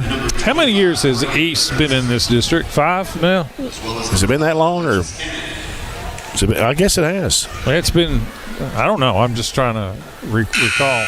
I think it has been 5. I think it's worked out quite well, don't you? Yeah, they seem to like it, you know. I mean, we moved Monroe County back to the 16th district, which that's where they wanted to go. That's where they wanted to go. That's exactly right. And so, I mean, somebody had to come into this district. So Warren East used to be Edmondson County. Yep. Yeah, when I first started coaching, it was Edmondson. And then Edmondson left and Monroe came in. Yep. Barren County's basketball, it's Alexis Cannon who's on the court now. Gets it into Hannah Wilson. We got new players in the ball game for Coach Piper Lindsay. A 41-point lead. It's Hannah Wilson out front with it. He says there's 5 starters still in. Mm-hmm. Reagan Griffiths also in the ball game. Sends it out now to Harris. Here's Harris. Off the left side, Hannah Wilson. Over goes to Hagan. Hagan now looking. Out to Harris. Harris wants to drive. Throws it up on the run. It's short. Falling away. And on the outlet pass, here's Wardlow driving to the basket. Left-handed layup too strong. Rebound off to Hannah Wilson for the Trojanettes. Hannah Wilson, left side corner. Griffiths with it. Sends it out. It's Cannon, a 3. It's off the mark. Rebound Hagan. Lost it underneath. It's Griffiths. She puts it up. It rolls off the rim. And taken in there by Brooks. 5:56 to go here in the ball game. It's Wardlow in the lane trying to go up with a shot. Draws a foul.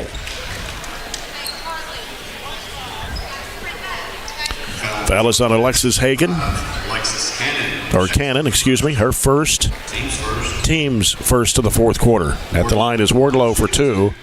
Wardlow is 2 of 8. Shouldn't the clock be going? Not on free throws. It stops during free throws? It stops during free throws. Oh, okay. Yeah. Yeah, it's only in timeouts. I did not know that. I learned something. 69-29 as Wardlow connects and hits both to make it 69-30. Yeah, it stops on free throws and timeouts. Harris bounces off left side to Hagan. Out to Hannah Wilson. Back over goes to Griffiths in the corner. Cannon circling around. Guarded by Brooks. Gonna have to get rid of it. Finally does to Harris. Harris over to Griffiths. Guarded closely by Wardlow. Out to Cannon once again. Guarded by Brooks. Gonna have to do something with it. 5-second count. Warren East with the ball. 5 minutes to play in this one. Jordan Brooks with the basketball for the Lady Raiders. Off it goes to Lindsay. Lindsay around the right side of the key. No Neville. Neville penetrating. Whistle and a foul.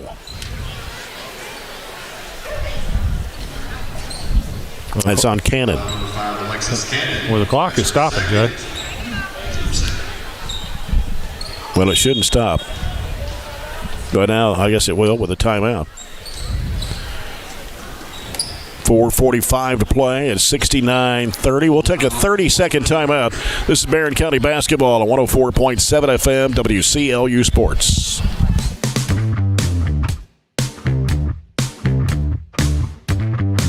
We've got you. It's a pledge to make sure you're always taken care of.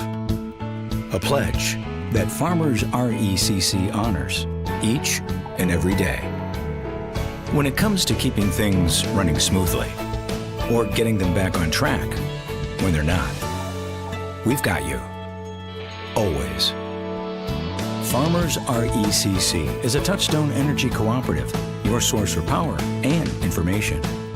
You're in Bowling Green tomorrow for the German American Bank Classic at 12:45, taking on Clarksville Christian. And we'll have that broadcast about 12:30 tomorrow. Glenn Bird will join me for that broadcast tomorrow from Bowling Green. The Birdman. Yep. He was with me down at South Warren for the Lady Spartan Classic.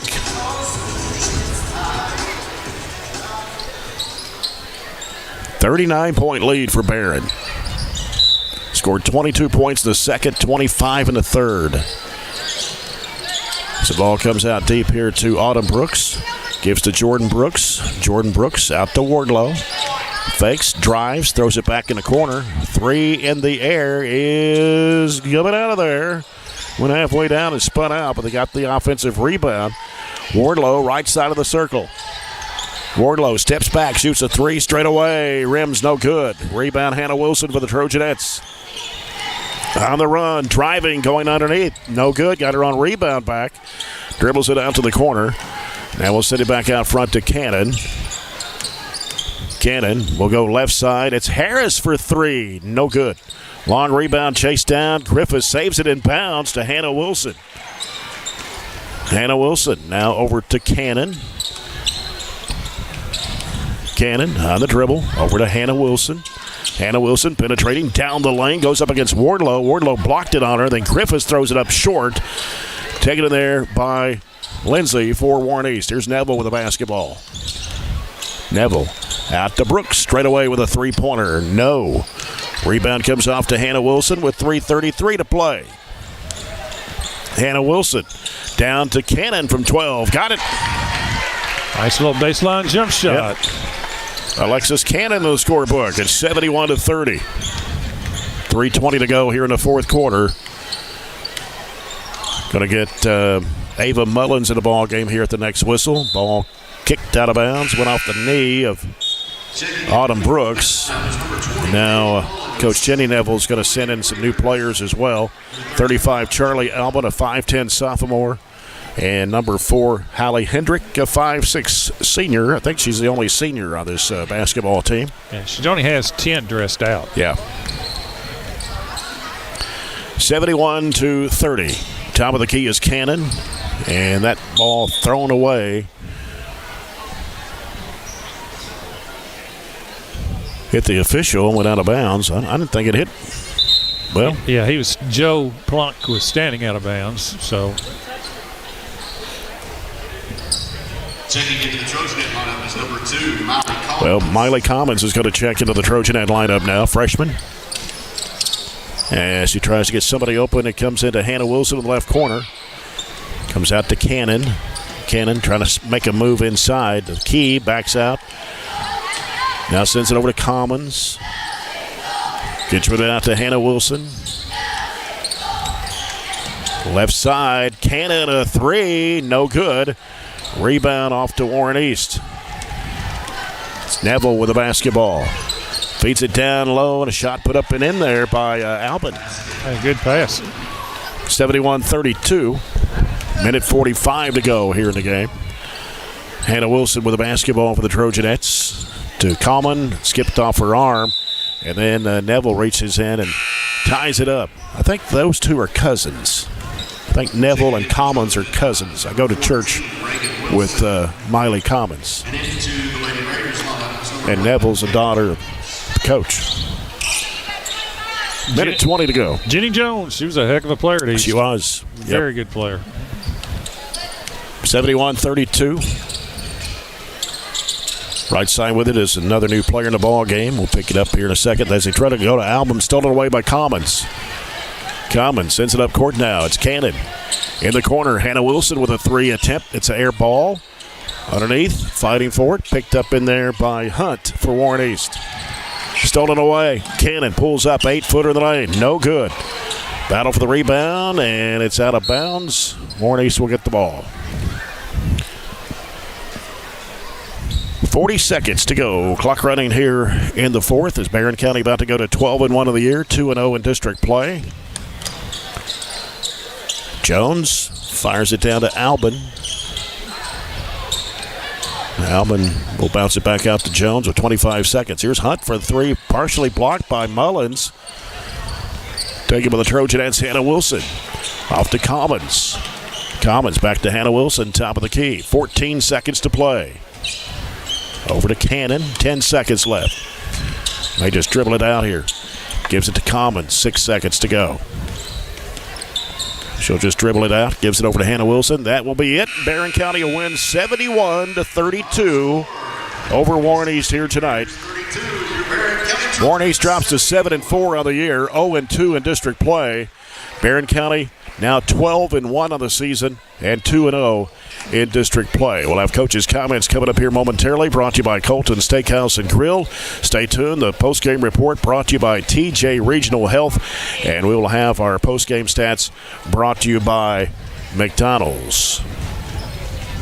Boys game coming up later tonight with the Trojans and the Raiders. We'll have that for you here from Barren County High School gym and Bobby Steenberg in court. Here comes Coach Piper Lindsay. Coach, another district win for you tonight against a very young Warren East basketball team. And I'll tell you what, Mahala Burton hitting those 3 threes in the first half really got you going. Yeah, finally. I'm just glad to see her make some shots. I mean, I kept telling her, I feel like I know she's not shooting a very high percentage, but she can shoot that, and she can make them. And I'm just glad that, again, she's just not afraid. She's not shying away from it. She's continuing to shoot it, and I'm just glad she finally had some drop. Yeah, you ended up with 7 threes tonight, and 3 of those, or 4 of them by Mahala Burton tonight. Where were those the other night? Okay, no, I'm just kidding. Where were they at against the Franklin I'm just Simpson kidding. No, I'm glad. Like you said, I think we got our legs back under us. I feel like we were shot ready. I feel like we were making the extra pass, and they were really, really good looks. So definitely glad to see that many threes. And you forced them into a bunch of turnovers. Yes. Okay. Defensively, that's one thing we told them. You know, I feel like their guard play isn't very strong, and all we have to do is kind of just pressure them just a little bit, and let them make the mistake, and they did. Of course, Wardlow is really their best player this year. She ended up, I think, with 15 points tonight, which is about 2 points below her average. Really, they don't have, Neville been averaging 10.5. You held her scoreless tonight. Yeah, I was watching some film, and she just doesn't seem very active. I don't know how she's averaging that many points. Of course, we put Shelby on her, and so I think that anybody that Shelby's guards, she's going to knock down or give them or lock her down and give her some issues. But Wardlow, she's tough, she's quick. I think she was catching it about half court and just basically getting a full head of steam and getting downhill, and I think we did a better job. I thought Ann Ashley did a good job on her, but you just got to pick her up early. You got to make her give it up and just kind of keep her in front of you and not get going downhill. Ended up with 3 players in double figures. Shelby Bird ends up with 15, Mahala Burton 14, and Ashley Atkinson had 11 tonight. So. Yeah, she came. I thought she was a bright spot there the third quarter. I think she had maybe the first 7 points there in the third quarter. Just again having a knack for it. Had some offensive rebounds and putbacks. We got to get Ann Ashley going, and I was glad to see that for her tonight. Well, now you go to 12-1 of the year, 2-0 in the district, and that's where you want to be right now. You still have 4 more district games to go. You'll have Warren East on the road, Glasgow here next Friday night, but tomorrow at the German American Bank Classic in Bowling Green. We talked about this a little earlier. Clarksville Christian, and they are a very good basketball team. They are. They are a very large basketball team. I was looking at some of their heights. I think like 6'4", 6'3", 6'2", 5'11".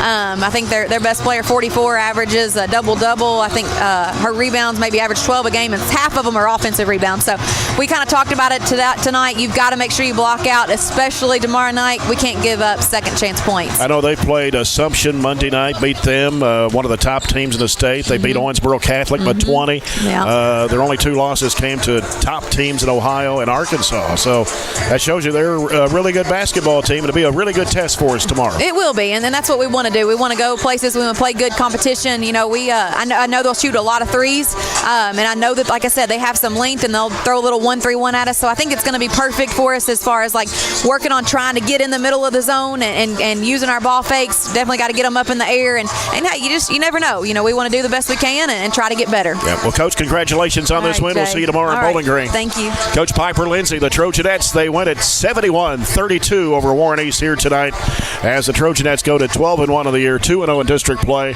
and Warren East drops to 7-4 on the season, 0-2 in district play. And we'll come back with our post-game report brought to you by TJ Regional Health in 2 minutes as you're following Barren County basketball on 104.7 FM, WCLU Sports. At Don Franklin, we're about more than just selling cars. We're about families, generations of them. Founded by my parents in 1968, we've been here growing alongside you. From the first family car to the newest model for the next generation, our values of trust, care, and commitment are in every handshake, every deal. With over 5,000 vehicles to choose from, check them all out at DonFranklinAuto.com. Don Franklin, driven by family.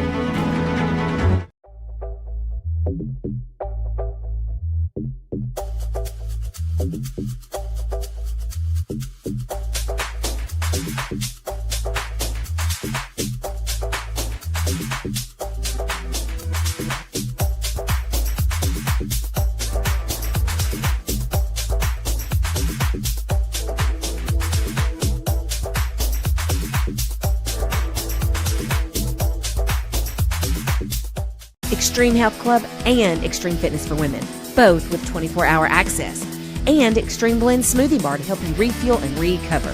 Over 8,000 square feet of weights in Extreme Health Club, and ladies only at Extreme Fitness for Women, including tanning beds, both with access to saunas, infrared saunas, and the 90-degree saline therapy pool.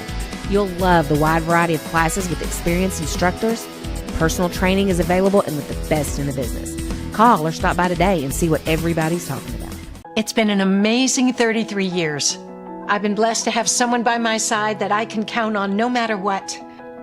Like 3 years ago when I had that car accident, you really came through for me.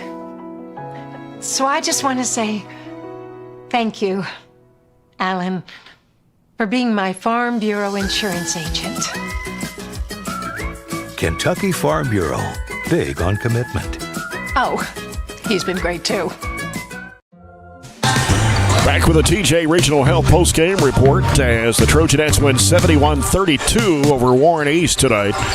As we look at post-game stats brought to you by McDonald's, the Trojanettes led 17-9 at the end of the first quarter, 39-18 at halftime, 64-26 after 3, and 71-32 the final. The Lady Raiders had 13 field goals, only 5 in the second half, and one of those a three-point shot. They were 5 of 12 from the free throw line. 15 points for Braylon Wardlow. She had 15 of Warren East, 32 points, 5 baskets, one of those a three-point shot, and she was 4 of 10 from the free throw line. Tyleona Hunt had 6 points on 3 baskets, 5 for Jordan Brooks, 2 baskets and 1 of 2 from the foul line. 4 points for Autumn Brooks, 2 baskets for her. Charlie Alban had 2 for Warren East. Brooklyn Neville started the ballgame. She'd been averaging 10.5 points a game, did not score tonight. Tristan Lindsay, also another starter, did not score. And they had Kaylee Jones that played quite a bit tonight. She did not score for the Lady Raiders. Barren County, 27 field goals tonight. 7 of those were three-pointers. 12 field goals in the second half. 4 threes in the second half. 10 of 17 from the foul line with 3 players in double figures. Shelby Bird finishing with 15. She had 6 baskets. One of those a three-point shot. She was 2 of 4 from the foul line.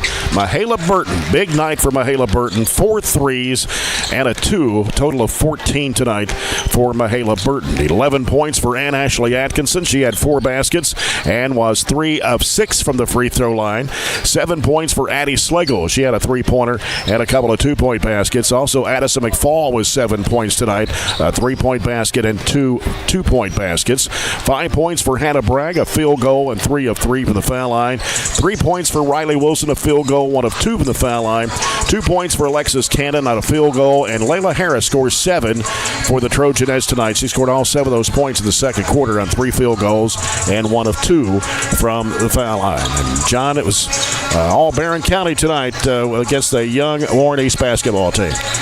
Yeah, Warren East struggles handling the ball, and you could tell that they had 25 turnovers. But like I said, a lot of those turnovers led directly to Barren County points, and those are the killer turnovers.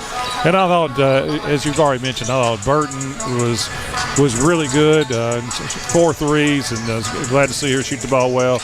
I thought a big lift in the first half was Layla Harris. She came in and had 7 points and made a lot of hustle plays. And then Anna Ashley Atkinson played much, much better in the second half as well. So, anytime you can get a close to a 40-point win against a district opponent, you got to be pleased. Yeah.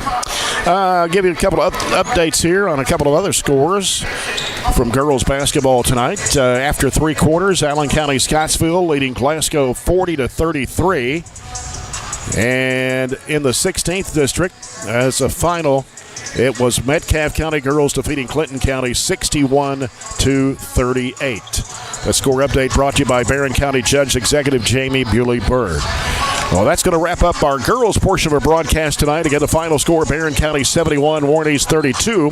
And before we go to break, we got to name the play of the game, brought to you by CPC Commodities, and our player of the game, brought to you by Southern States. And I thought tonight for Southern States player of the game, Mahala Burton hitting those 4 threes and with 14 points. No question. Yeah. No question. She was, you can tell she was ready to play early. Yeah. She was ready to shoot. It was very, very aggressive. It was nice to see that from her. And the play of the game, some of these transition plays, breaks we had tonight just looked really good. Yeah, we had so many 2-on-1 fast breaks, but the one that I remember, and I think we called it at the time, was the assist from Shelby to Hannah Bragg, and Hannah made the N1 finish off that play. Yeah. We'll be back in 2 minutes. We'll talk about the guys, the Trojans and the Raiders, as we continue our coverage of Barren County basketball here on 104.7 FM and 1230 AM WCLU Sports.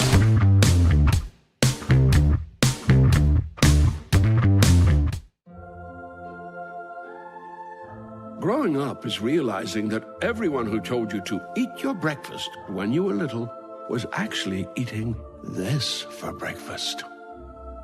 It's your turn to take your place at the breakfast table and savor the taste of culinary independence with freshly toasted bagels at McDonald's. Indulge in the breakfast you've always wanted and start the day off the right way, your way.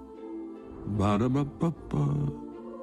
Our dental health plays a vital role in our overall health. Practicing good dental hygiene is especially important for children. When was your child's last checkup? Riley Dental Group is invested in making sure you and your family have the healthiest smile possible. They understand a dental visit may prompt anxiety or nervousness, but Dr. Riley and his team offer a variety of solutions, including a comforting and friendly visit from Bennett, their therapy dog. Call Riley Dental Group for an appointment, 651-5939.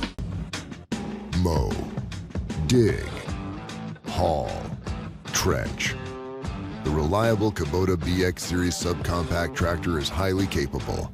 A smooth hydrostatic transmission makes for easy operation and versatile attachments that help you handle the job. The Kubota BX Series is the #1 selling subcompact tractor in the U.S. Talk to your Kubota dealer to schedule a demo. Your local Kubota dealer is J&J Sales on the corner of West Main and Reynolds Road in Glasgow. CRTC. Hey there. Barren County Trojans come into this district game tonight with a record of 8-2 and 1-0 in district play after playing really well in the Logan County Holiday Classic with wins over Springfield, Tennessee 73-40 last Friday, Carlisle County 61-56 last Saturday, and beat Raceland in the championship game 59-51 on Sunday night. Now the last game here, it took a 3-point shot by Weston Shelton to get a narrow 56-55 win over district foe Allen County Scottsville. Warren East has really really struggled this season with a record of just 2-10. They're 0-1 in District 15. That loss to Glasgow, 76-39. Their 2 wins are over Fort Campbell, 67-63, and Gainesville, Florida on Monday, 89-33. Now, losses among 4th Region teams are to Russell County by 50. They lost to Russellville by 21, Franklin Simpson by 23, Glasgow by 37 in that district game. And other losses to Muhlenberg County by 31, White House, Tennessee by 41. They lost to Foundation Christian Academy by 33, Edmondson County by 20, and their last 2 ball games against Lumpkin County, Georgia by 24, Oakwood West Hall, Georgia just 2 days ago, 75-52. Now, the Raiders lost all 5 starters from last season's 14-15 team. They lost to Glasgow in the district tournament in overtime, 74-68. 4 of the starters graduated, and the Raiders' leading scorer, Caleb Prince, transferred to Warren Central, where he's the leading scorer there for the Dragons. Barren County has won 3 of the last 4 games against Warren East, splitting last year with Warren East, winning 64-50, and then the Trojans winning 57-55. This year's Warren East team is made up mostly with sophomores, with 11 listed on their 13-player roster. So, John, the Trojans should have an easy game tonight as, of course, they travel to Columbia tomorrow night to face a really good Adair County team. Yeah, you never know in these district games. They're always, not always, many times they are played closer than you would think. But, this is a Warren East team that's really, really, I think it's an understatement to say they've struggled because they haven't had very many close games at all. They've only, every loss, and there's 11 of them, have been about 20-plus points from home. I mean, it's, they're getting beat 30, 40 points, and that's that's tough to keep the morale and stuff going. But they are young, which is generally good. And they're not very big either. They're not very big. They lost their best player, as you mentioned, the Prince kid, to Warren Central, where now he's the starting guard at Warren Central on a top 10 team, and he's their leading scorer. Yeah. So, it's a complete rebuild for Warren East. And Warren East has had a good run here, since they moved into the district, which has been great for them because they weren't getting out of the Bowling Green district with Bowling Green and Central, the way they've had that district just under wraps. So they've made it to the regional tournament a couple times. They've won this district a couple years ago as well. But they have been the victim of a graduation and a victim of losing a key player or two in the transfer portal, I guess you could say. So, on paper it looks like it's a game that we should win. But you still have to play them. But it would definitely be a surprise if we didn't. Warren East averages 53 points a game. They shoot 34% of the field. They made 73 point shots, though. That's only at 23.5%. They shoot about 61% of the foul line, average 26 rebounds a game.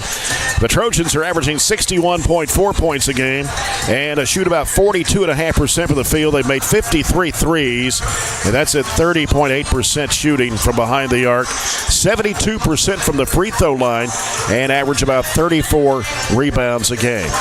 And for the keys to the game tonight, John, brought to you by J&J Sales, what does Barren County have to do to go to 2-0 in the district? Well, you just got to focus. You just got to play. I mean, when you're this big of a favorite, you don't want to look ahead. The team we're playing tomorrow night is probably a legit top 25 team. But this game right here is the most important game for district seeding. In the boys' district, it is a huge advantage to be the number 1 seed against the number 4 seed because there's not a monster difference between Barren, Allen, and Glasgow. We've seen that already. We've already seen that with the struggle that we had against Allen. Yeah. So, you got to take care of business right here. I just think when you're this big of a favor, you just want to guard, rebound, focus, and we do those things. I think we'll be in good shape. We'll have the starting lineups for you of tonight's game when we come back in 2 minutes as we continue our Don Franklin Glasgow countdown to tip-off. The Trojans and the Raiders of Warren East in 2 minutes here with Barren County Basketball on 104.7 FM WCLU Sports.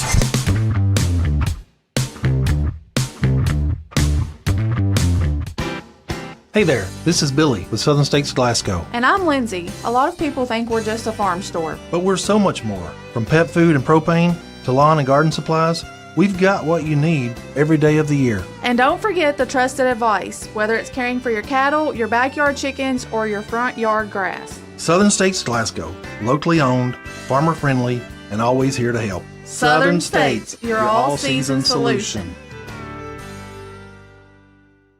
When trying to find a bank that satisfies, everyone wants more of this. But where do you go to find great savings and friendly service all in one? A Kasasa account at the People's Bank. Kasasa accounts offer high interest, cash back, and automatic savings growth. Whether you open a Kasasa Cash, Kasasa Cash Back, or Kasasa Saver, your earnings will be through the roof. Come see the People's Bank in Cave City or Glasgow and see the difference in savings and service. Qualifications, rules, and limitations apply. Rates, rewards, and restrictions may vary by account. Contact the People's Bank for details. Member FDIC. Services. We've got you. It's a pledge to make sure you're always taken care of. A pledge that Farmers RECC honors each and every day. When it comes to keeping things running smoothly or getting them back on track when they're not, we've got you. Always. Farmers RECC is a Touchstone Energy Cooperative, your source for power and information. At Don Franklin. Don't forget, tomorrow, 12:45, the Trojanettes are in Bowling Green against Clarksville Christian. Glenn Bird will join me for that game at 12:30 tomorrow here on WCLU. John will be back with me tomorrow night as we go up to Adair County for the Trojans and the Indians game. That's a JV varsity doubleheader. The JV starts at 6. We'll have the varsity game for you here on WCLU 104.7 FM. Let's take a look at tonight's starting lineups of this Trojan Raider matchup. Brought to you by Lakeside Recycling. First for Warren East, the Raiders under Kyle Benj. His assistant coaching staff of Andrew Peters, Caleb Peel, Micah Spat, and Sam Perdue. Cooper Doyle, a 5'10 sophomore, number 2, averaging 12.3 points a game. Luke Barren, number 12, a 6-foot sophomore, averaging 12.3. Mayan Reynolds, number 11. He's a 6'2 sophomore, 10.1 points, 8.5 rebounds. Vance Robinson, number 4, a 5'10 junior, 5.3. And Braden Lightfoot, number 13, a 5'11 senior, averaging 4.6 and 5.5 rebounds for the Raiders. For the Trojans of Barren County, under 18th year head coach Warren Cunningham, assistant coaching staff Craig Pippin, Gavin Withrow, Tucker Kirkpatrick, Mason Bunch, statistician Kate Hardy, number 23, 6', 155, and a senior, averaging 13. Weston Shelton, 6', 160, sophomore, averaging 11 points and 4.6 rebounds. Gavin Nunn, 6'7", 250, a senior, 9.2 points, 8.8 rebounds a game. Jackson Bird, 6'3", 195, and a senior, averaging 5.4 points, 4.4 rebounds. And Cameron Pippin, a 6'4", 165-pound senior, averaging 9.6 points and almost 5 rebounds a game. The officials brought to you by Extreme Health Club and Fitness for Women and ATM Media Solutions. I think they're starting Warner Combs. Okay, that's what we were. I think that's. That is Coach Brandon Combs' son, Warner Combs, a 6-foot sophomore, averaging 2.1 points a game.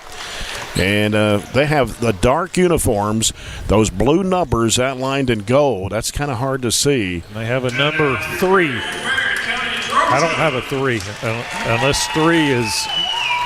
Do you have a 3? I have no 3. We'll have to look at the official book.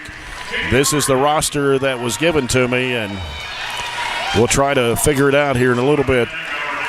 The officials are Will Tolley along with Joe Plunk and Brian McPherson. 3 is Lightfoot.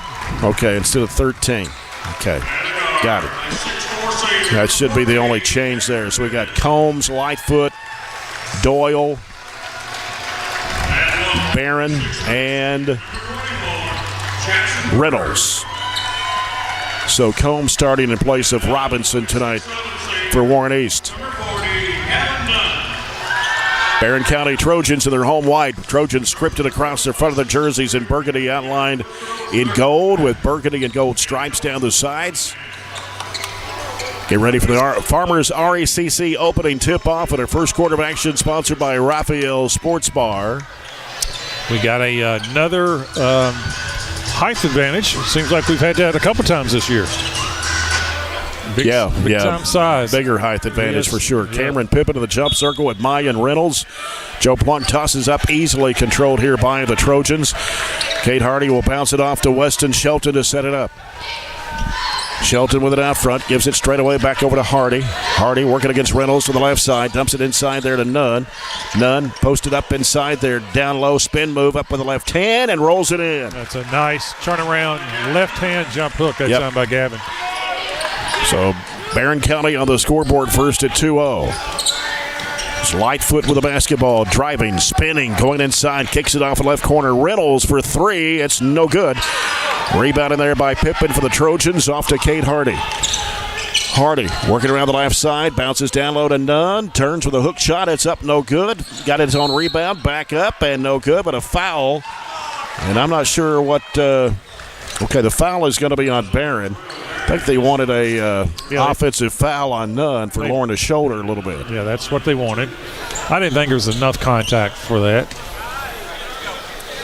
And it's Nunn at the line for two. First one rims, good. He's been on a little bit of a hot streak at the line. He's been practicing on those free throws. He's up to like close to 54, 55% now. Yeah, he was like 43% there for a while. He misses the second one, though, on the Matt London Kentucky Farm Bureau free throw. That should have been a walk right there. Shot is no good. Ball's loose on the floor, and it comes off. It's Hardy racing, spinning, weaving through traffic underneath to Nunn. He puts it in. Nice pass that time by Kate Hardy. That could be a highlight right there for a play of the game. 5-0, a three, high-arching shot that's no good for Barren. Ball will go out of bounds, and it'll be Barren County's basketball. 6:50 to go, first quarter, 5-0 Trojans.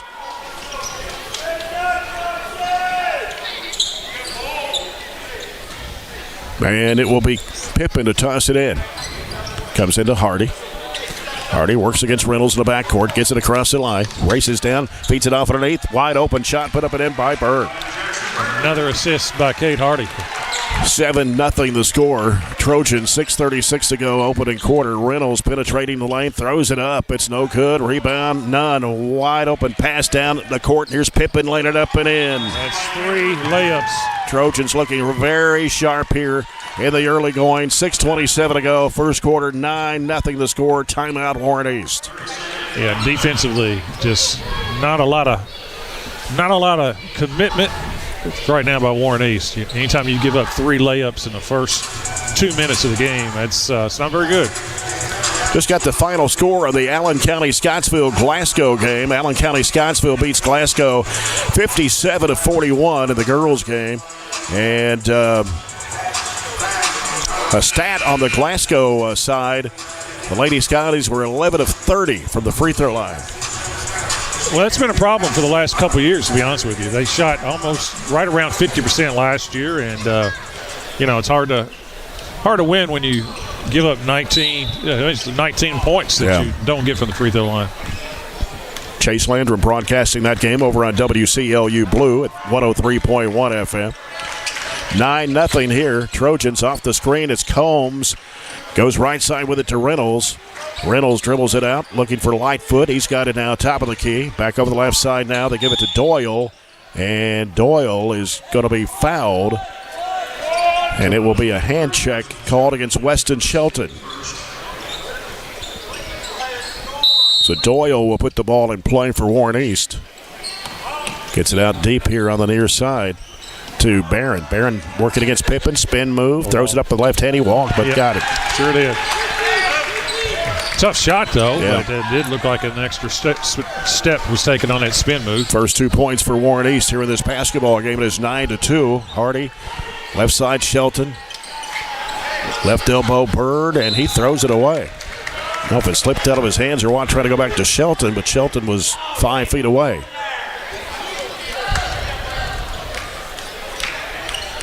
As Warren East brings it up court, it's Doyle with the basketball. Hands it off to Reynolds. Reynolds going to drive against Bird. Spins. Follow away shot of the lane. That's a tough one, and it's going to come off the rim. Rebound, Kevin Nunn gives it to Hardy. Hardy sends it down to Shelton. Shelton fires it down underneath the Bird. He puts it in. Another layup. Another assist that time. That time that was by Wes Shelton. 11-2, Barren County. 5:20 to go, first quarter. Combs with the basketball. Sends it out. On the left side is Barren. Left of the lane, halfway down. Lightfoot, left wing three. No, way off the mark. Hardy's got it on the run for the Trojans. Hardy down the lane. Underneath it goes to Nunn. Nunn throws it back to Hardy. Left elbow jumper, no good. Bird crashing aboard the offensive rebound. Out to Hardy for a three. Yes, sir. And that was to give that assist to Jackson Bird off the offensive rebound. Riley Tittle group three, stole it away. Got a 2-on-2. It's Hardy driving, going inside, putting up the shot, and it went in. Let's see if they're going to count it or not. Yep, basket will be good, and a foul on Warner Combs. 16-2. And we're not halfway through the quarter. No. Hardy, 90% from the line, makes it. 17-2 Trojans, 4:42 to go, first quarter. And Barren almost lost it out of bounds off his leg. Keeps the dribble going. Out it comes to Barren from Doyle. Ball knocked up in the air by Shelton. Almost a turnover there. Reynolds goes up the baseline against Bird and throws it off toward the corner, deflected out of bounds by Hardy. Yeah, got to go get the ball. That if it goes out the door, it's going to go down the hill. Yeah, it went all the way to the back doors over there. Luckily, it wasn't open.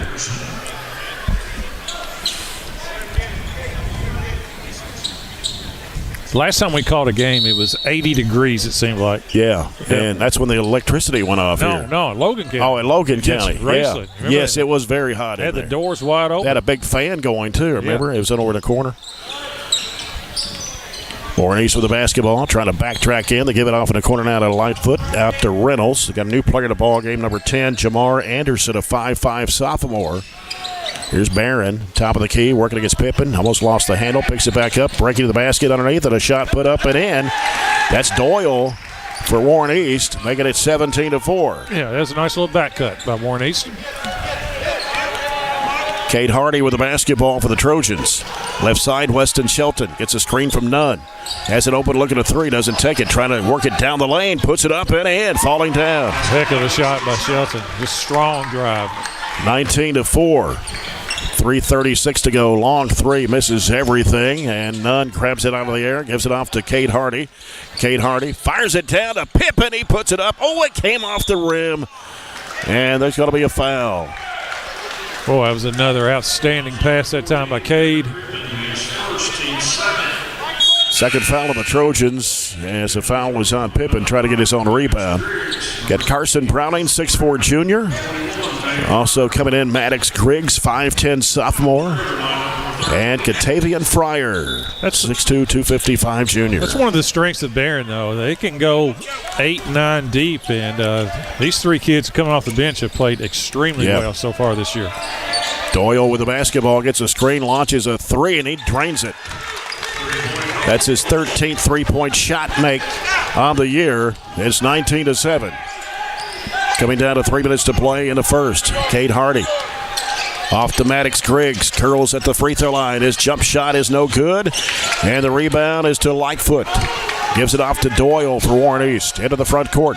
Doyle accelerating against Griggs, goes under, puts it up, it is no good. Hardy with a rebound. Hardy pushing it down the floor, leaves it in the corner. It's Shelton. Shelton driving into the paint, dumps it off in there to Fryer. He'll put it up and got it to roll in. Good move, but a good pass by Shelton to set that up. 21-7. In the corner, left side, they've got John Tavius Atkins in the ball game. Here's Doyle for three, short. Rebound comes off to Browning. He'll give it off to Hardy. 2:20 to go, first quarter. Hardy bounce pass underneath to Griggs. He'll put it up and in. Lost the handle for a moment, but regained control of it. Well, Cade Hardy's on about a 15-assist pace right now. Man, he's been dishing them off. Here's a long three right wing that is no good. Hardy with a rebound for the Trojans. Hardy sends it down. Browning underneath lays it in. That will be number 5 right now, assist for Cade. 25-7. And we'll have a full timeout by Warren East. We'll take a 30-second break. 2:01 to go, first quarter. 25-7 Trojans on WCLU Sports. At Don Franklin, we're about more than just selling cars. We're about families, generations of them. Founded by my parents in 1968, we've been here growing alongside you. From the first family car to the newest model for the next generation, Our values of trust, care, and commitment are in every handshake, every deal. With over 5,000 vehicles to choose from, check them all out at DonFranklinAuto.com. Don Franklin, driven by family. 2:01 to go here in the first period. Barren County 25, Warren East 7.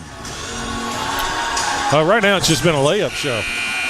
8 different Trojans have scored here in the first quarter. Yeah, almost all layups. And, with Warren East, they're not very big, but that's really no excuse not getting back on defense. I mean, that's what's weird. If they were slow, it'd be one thing, but, they're small.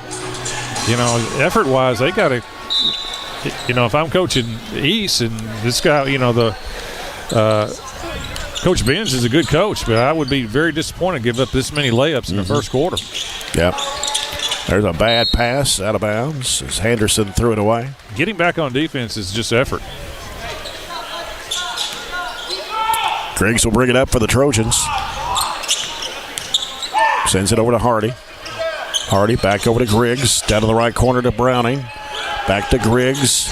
Sends it over to Hardy. Hardy goes to Shelton. Goes baseline. Cut off. Threw it away. It was deflected out of bounds by Reynolds. Girls score. Russell County knocks off Monroe. Oh, wow. 45-36. That is going to be some district over there. Every time boys and girls. Every time I think I got Monroe figured out, they throw in one of those games. Yeah. Here's a lob down to the Fryer. Goes up strong and puts it in. That's a good inbounds play that time by the Trojans. 27-7 with a minute 20 to play in the first quarter. It's Reynolds spinning in the lane. Goes up over Browning. No. Rebound comes off to Griggs for the Trojans. Minute 13 to go. First quarter. Hardy on the right side. Hardy trying to get a screen there set from Pryor. Pulls up, shoots a three-point shot, and it's in and it came in. In and out and back in. How about that one for a Riley Diddlegrew three-point shot? It's his second three to go with 5 assists. 30-7. There's a shot going up and in. That was Anderson. It's only the fourth field goal of the game. Browning's going to launch a three. No good. And the rebound comes off to Lightfoot for Warren East. In the front court with it, Anderson. Anderson sends it off left side. Long three. No good.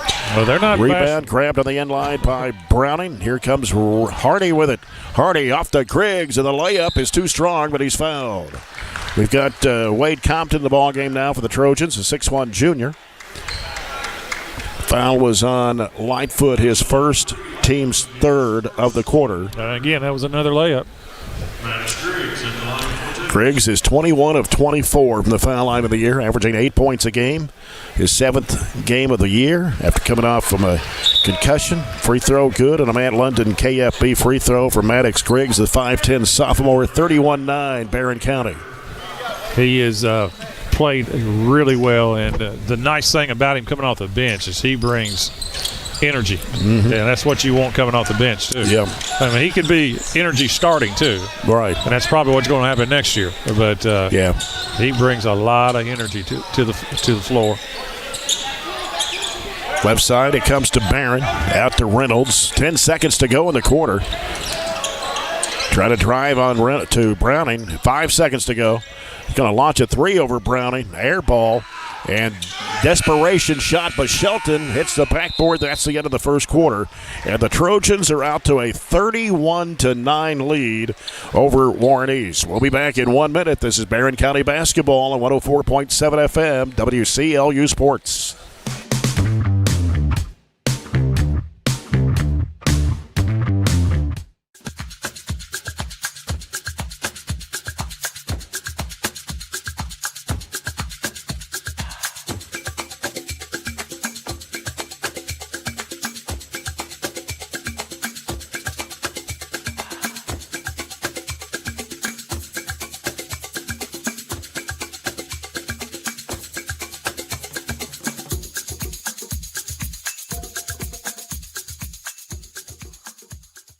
Are you looking for high-quality, cost-effective, and highly visible advertising?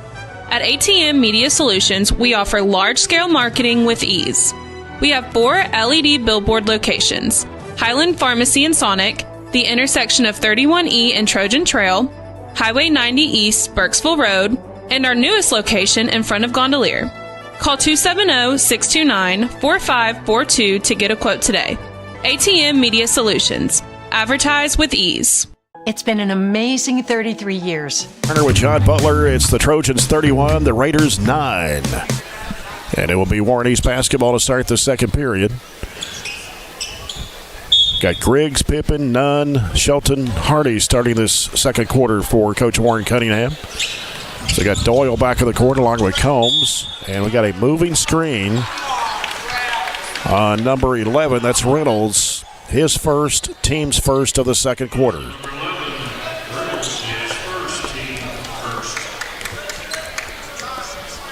Griggs with the ball for the Trojans. Right elbow, it's Nunn.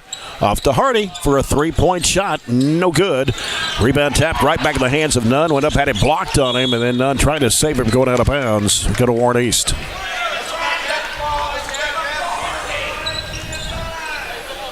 Ball comes into Doyle. He'll send it down to the corner. And that is Robinson who's in the ball game now. Vance Robinson, who was slated to start. Doyle getting a screen, driving against Griggs, goes to the basket, puts it up short, whistle. And Griggs got the worst end of that, I think. And now the officials are conferring. And we're going to see what the call is going to be. Be a block on Griggs. Doyle is at the line. The free throw is good. Possibility that could have went the other way with maybe an elbow to Griggs, you think? Or nothing. Or no call. Well, yeah. I like that. Yeah, second shot is no good, and here comes Griggs with a basketball for the Trojans. Griggs will send it over to Shelton. Now Shelton gets a screen from Hardy, drives the basket right side. He gets fouled by Reynolds. Going to be his second, team's second of the quarter. Have they hired a football coach at East? I have not heard if they have. Did you apply? I did not. You didn't? Okay. Shelton's at the line for two shots. The first one is up, and it rattles out. Jackson Bird comes in for Maddox Griggs. And Lightfoot back in for Warren East. Shelton back at the line. He was 13 of 17 before he missed the first, but he got the second one. And it's 32-10. Warren East, Doyle driving to the basket, dishes it off in there and put up and in by James Metter, who just checked in the game. Yeah, a 6'4 sophomore. Good pass by Doyle there. A little penetration, dish down. 32-12 Trojans. A little over a minute gone here in the second quarter. Pippen gets a screen from Bird. Throws it out to Shelton. Now Shelton will send it back to the right side of Hardy. Nunn sets the screen for him, penetrating. Follow-away jump shot is no good. Nunn gets the offensive board to the corner, throws it back to Hardy. Straight away three, top of the key, no good. Rebound Bird, back up short, got his own rebound. Back up again, no good, but a foul. Just Barren just dominating the boards right now. Big size advantage. Plus Barren goes after it too on the boards. Yeah. Foul is on Doyle, his first. Number 3 on Warren East here in this quarter. Jackson Bird, 6'3 senior at the line. 50% free throw shooter, 6 of 12. Made a couple of baskets in the first quarter. Misses that free throw. And I would vote him the best pair of shoes on the team. Yeah, those look pretty sharp, don't they? Yeah, it's white and burgundy. Yeah. I need to get me a pair of those. What's the team colors? I'm kind of into the team colors. Second shot is missed. The rebound comes off to Metter. Doyle. Right side, Lightfoot. Gives to Combs. Straight away, top of the key. Doyle, swish. That's his second. Second three, yeah. He averages 12.3 points a game, and he's got 9 in this one of the 15 Warren East points.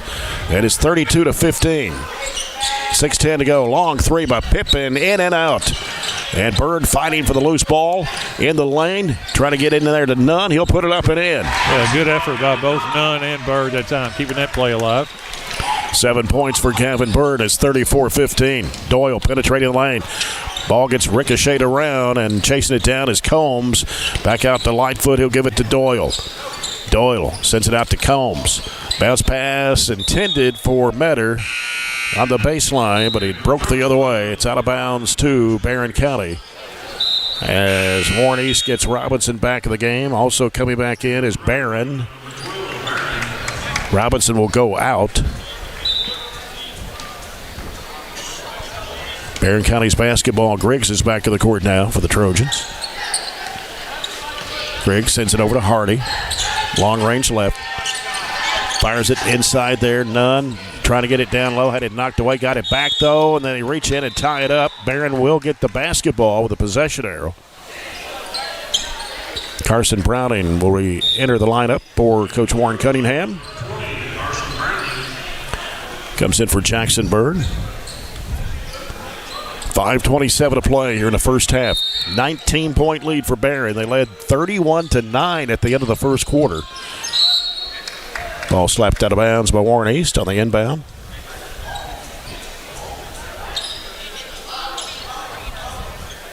And Hardy will be the trigger man. Sends it out deep to Pippin. Back in the corner, Hardy. Down low, Nunn. Puts it up and in. Assist number 6 by Hardy. That was a perfect little lob pass to Gavin Nunn. 9 points for Gavin Nunn, 36-15. And almost a steal by Hardy. Down to the floor, Combs. And he got rid of the basketball. They try to go inside there. Shot no good there by Barren. Foul on Pippin, his second. Second team foul of the Trojans here this quarter. At the line is Luke Barren. He is 17 of 30 on the season for Warren East. Free throw on the way and good. Weston Shelton checks back in the Trojan lineup for Cameron Pippin. 36-16. Largest lead was 30-7 for the Trojans. And this second shot is also good for Barren. Luke Barren has 4, and it's 36-17. 3 minutes gone here in the second quarter. Griggs with the basketball. Over to Hardy. Hardy can't get around his defender Doyle. Dumps it off there to Nunn. Kicks it back in the corner. Out to Griggs. Penetrating the lane. Throws it up and missed it. Rebound comes off to Lightfoot for Warren East. Lightfoot pushing it down the floor. Driving in to Griggs. And they're going to call a block.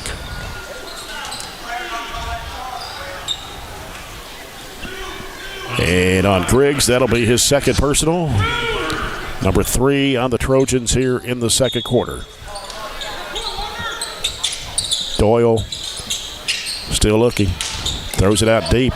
And it's to Barren. Barren works against Browning. Spin move. Up and under. Shot blocked by Browning. Took the ball and got it off to Hardy. Hardy driving, sends it off in there to Griggs. He missed the layup. And the rebound to Doyle.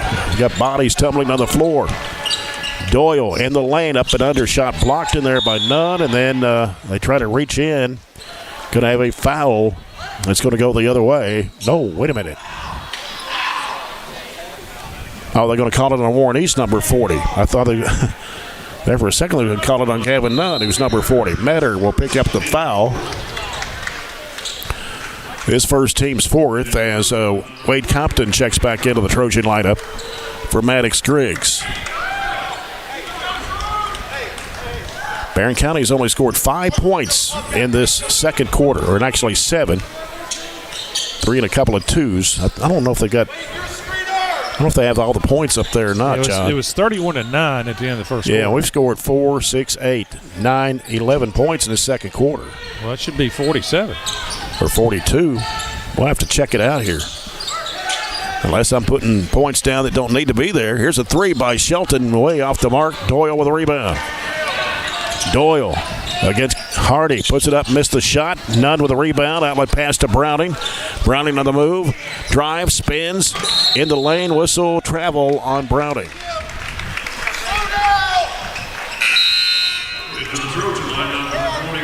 I've got 11 points in this quarter. Mr. Weaver only has 5. 4 by Gavin Nunn and 1 by Cade Hardy. Well, what about the basket from Fryer and 2 free throws, 1 from Shelton and 1 from Griggs? I think Fryer came in the first quarter. To get both of them in the first quarter? Fryer. Because he's made 2 baskets. It's 36-17, according to the scoreboard. And there will be a traveling violation. Yeah, they got Fryer having 4 in the first. In the first? Okay, yep. Well, I put it down in the second for some reason. That's all right. But I still have more points than what we've got on the board, though. I've got another 9 points because Hardy's hit 2 threes. Shelton out top, Compton, right side Hardy, feeds it in there to Nunn and had it blocked, but underneath there's Bird flashing underneath and putting it up and in. And that's 6 points for Jackson Bird. It's 38-17 according to the scoreboard. We'll try to look at the book at halftime. 2:48 to play here in the second quarter. And a pass inside there. Shot blocked by Nunn. Taken by Shelton. Bounce pass up court. Hardy going under. Puts it up and in.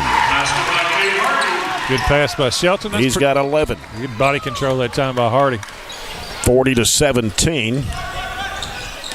2.5 minutes to play. Here's a long 3 straight away. Banked in by Anderson. Don't see a lot of those straightaway banks. Nope, you don't. Don't think he aimed to do that. 40-20, diagonal pass in the corner. Here's a 3 by Compton. It's off the mark. Rebound by Bird. Back to Compton, going underneath, putting up the shot. He's fouled. And he'll head to the free throw line. The foul is on Robinson. That's his first, team's 5th of the quarter.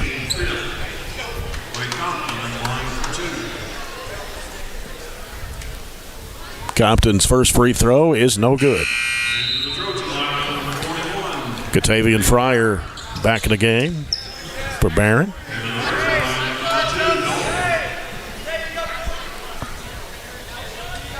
Came in for Gavin Nunn.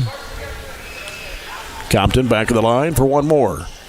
And it's on the way. It's good. 41-20. 2:10 to play before halftime.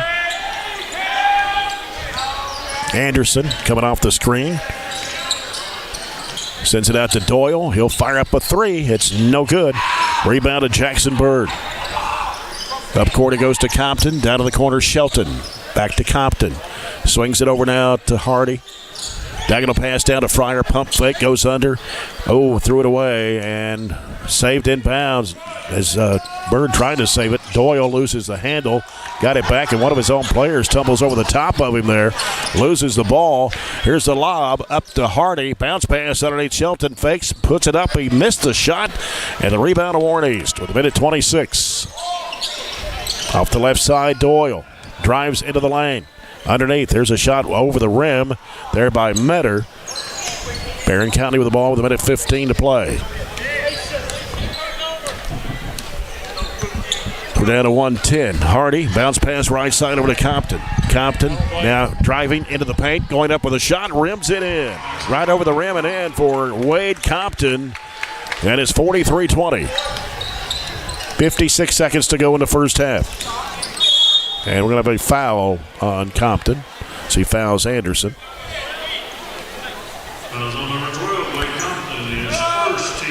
Four team fouls on Barren County here in the second quarter. Demarion Smith, number 41, a 6'2 sophomore, checks into the Warren East lineup with 53.3 seconds to go. Anderson will put it in play. In the corner, give it to the new guy that was Smith. Out to Barren. Barren working against Jackson Bird inside, goes up with a shot and puts it in. 43-22. Pass broken up, but they're going to say it was kicked. Out of bounds, it will stay with Barren County with 38.6.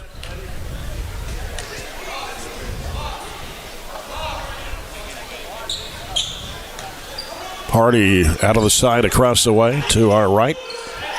Lobs it down in underneath to Fryer. One dribble, throws it up. He missed the shot. Underneath, put back up, no good for Jackson Bird, but he's fouled with 32.4. Foul on Smith, number 41. That's his first. And Jackson Bird at the line for 2. Missed his last 2 at the trip he had a little bit ago here in the second quarter. And this shot goes up, no good. And he's 0 for 3. I've got us 3 for 10 at the foul line. Or 3 for 9 at the foul line here in the second quarter. That's about the only bad thing we've done. Yeah. Jackson Bird's second shot is good. 44-22. 30 seconds to go before halftime. Doyle with it for Warren East.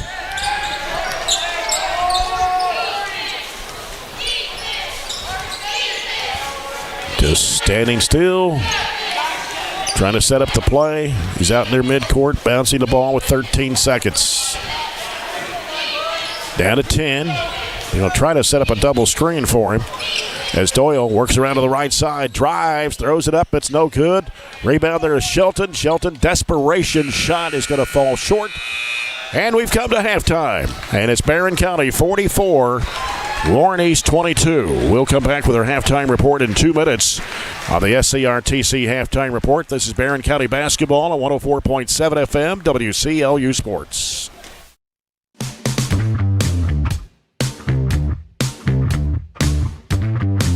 It's been an amazing 33 years.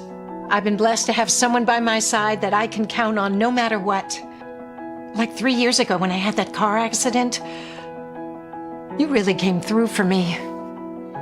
So I just want to say thank you, Alan, for being my Farm Bureau insurance agent. Kentucky Farm Bureau, big on commitment. Oh, he's been great too. Growing up is realizing that everyone who told you to eat your breakfast when you were little was actually eating this for breakfast. It's your turn to take your place at the breakfast table and savor the taste of culinary independence with freshly toasted bagels at McDonald's. Indulge in the breakfast you've always wanted and start the day off the right way, your way. Ba-da-ba-ba-ba. Our dental health plays a vital role in our overall health. Practicing good dental hygiene is especially important for children. When was your child's last checkup? Riley Dental Group is invested in making sure you and your family have the healthiest smile possible. They understand a dental visit may prompt anxiety or nervousness, but Dr. Riley and his team offer a variety of solutions, including a comforting and friendly visit from Bennett, their therapy dog. Call Riley Dental Group for an appointment, 651-5939. Mow, dig, haul, trench. The reliable Kubota BX Series subcompact tractor is highly capable.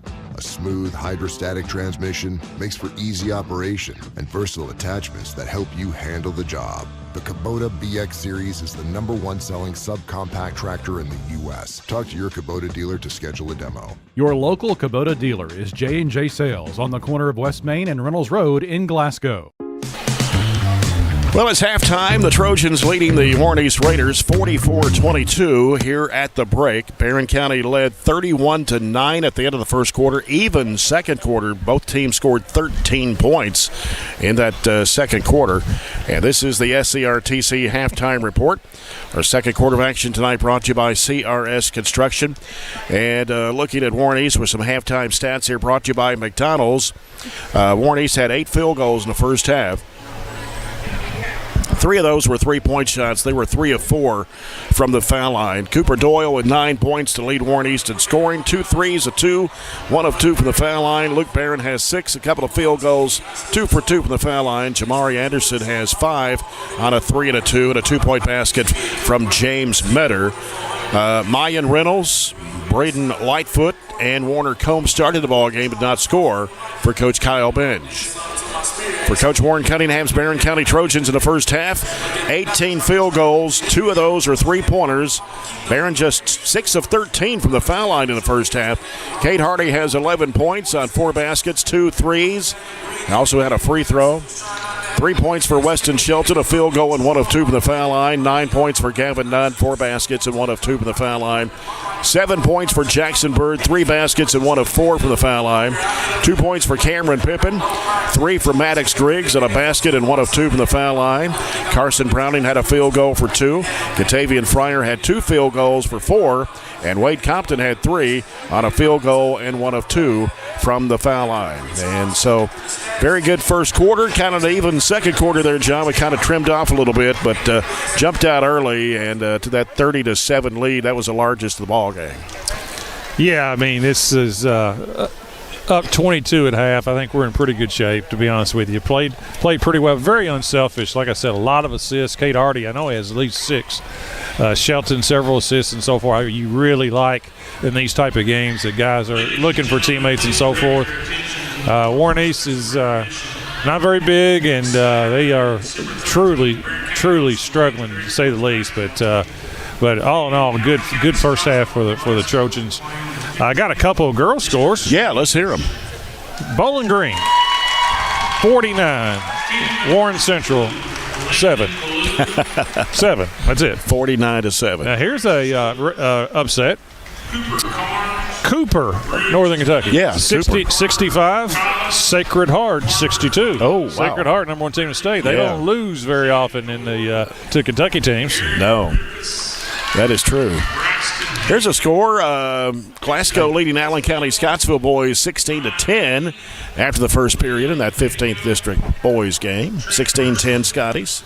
Looks like we got this the middle school out here or what? This is the middle school. Is it the 7th grade or the 8th grade? I don't know that. I guess it's I think it's the 7th grade maybe. It's gone undefeated maybe, and maybe just 1 loss. So, 7th. That's 7th grade. There's some big boys on that team. So being recognized here at halftime. Again, the score here, 44-22. The Trojans leading Warren East here at the break. Our halftime report brought to you by SCRTC. And our halftime stats brought to you by McDonald's. Again, the Trojanettes winning earlier tonight, 71-32. Over the Warren East Lady Raiders. They're back in action tomorrow at 12:45 against Clarksville Christian down in Bowling Green at the German American Bank Classic. The game before that is Henderson County and Louisville Mercy Academy. Henderson County out of Kentucky? Yes. Okay, versus Mercy? Yes. Okay, Henderson County's got a really nice team. Mercy is generally pretty good. They've been a little bit down lately, but that should be a decent game. So that the Barren Clarksville Christian game will follow that one. Tomorrow we'll be on the air at 12:30. Glenn Bird will join me for that broadcast. John and I will be in Adair County tomorrow night. Trojans up in Columbia against the Indians. And the JV game starts at 6. The boys game with varsity to follow. We'll have the varsity game for you here on WCLU. Adair County is the back-to-back 5th region champions. You don't have a score on the Adair Taylor game, do you? I do not.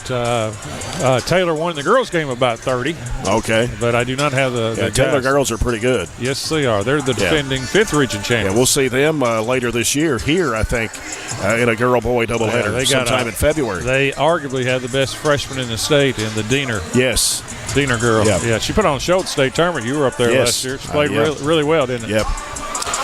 We'll come back with the third quarter of this one, and our third quarter coming up brought to you by Hatcher and Sadler Funeral Home. Trojans 44, the Raiders 22. We'll be back in 2 minutes. This is Barren County Basketball on 104.7 FM, WCLU Sports.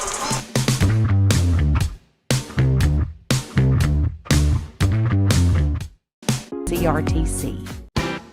Hey there, this is Billy with Southern States Glasgow. And I'm Lindsay. A lot of people think we're just a farm store. But we're so much more. From pet food and propane to lawn and garden supplies, we've got what you need every day of the year. And don't forget the trusted advice, whether it's caring for your cattle, your backyard chickens, or your front yard grass. Southern States Glasgow, locally owned, farmer friendly, and always here to help. Southern States, your all-season solution.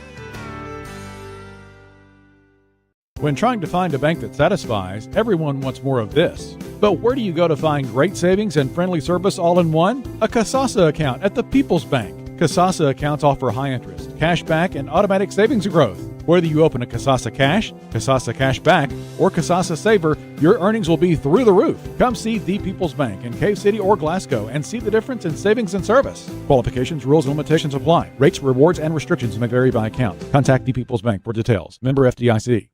Have you injured us? About ready to get the second half underway. The Barren County Trojans 44, the Warren East Raiders 22. Nobody really in foul trouble for either team. Cameron Pippin and Maddox Griggs did pick up 2 fouls in the first half, and Mayan Reynolds had 2 for Warren East.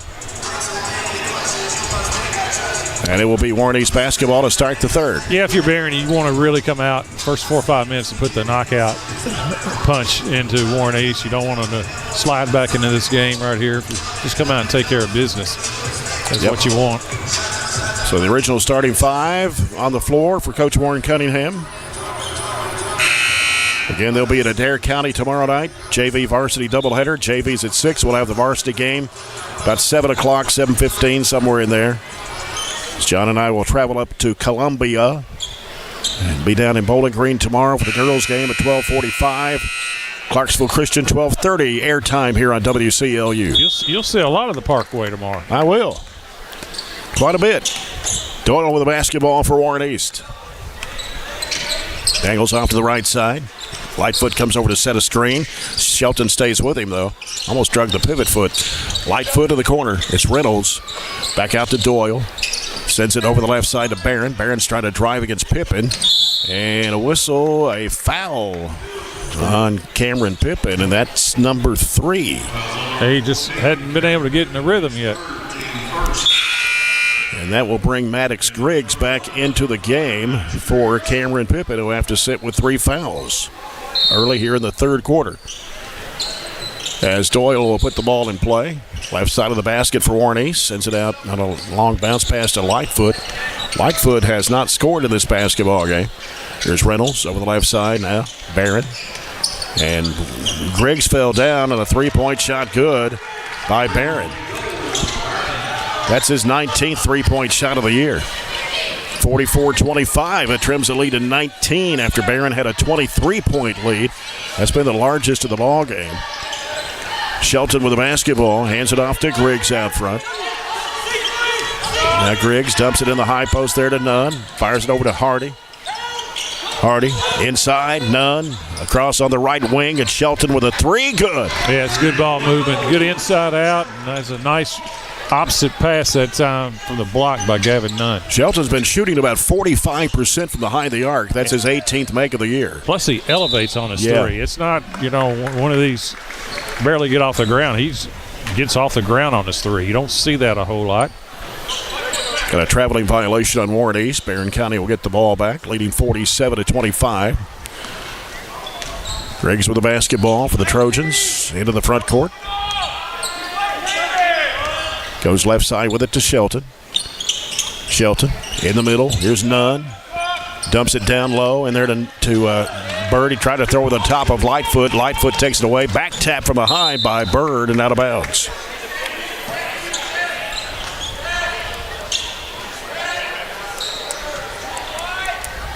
Reynolds will put the ball in play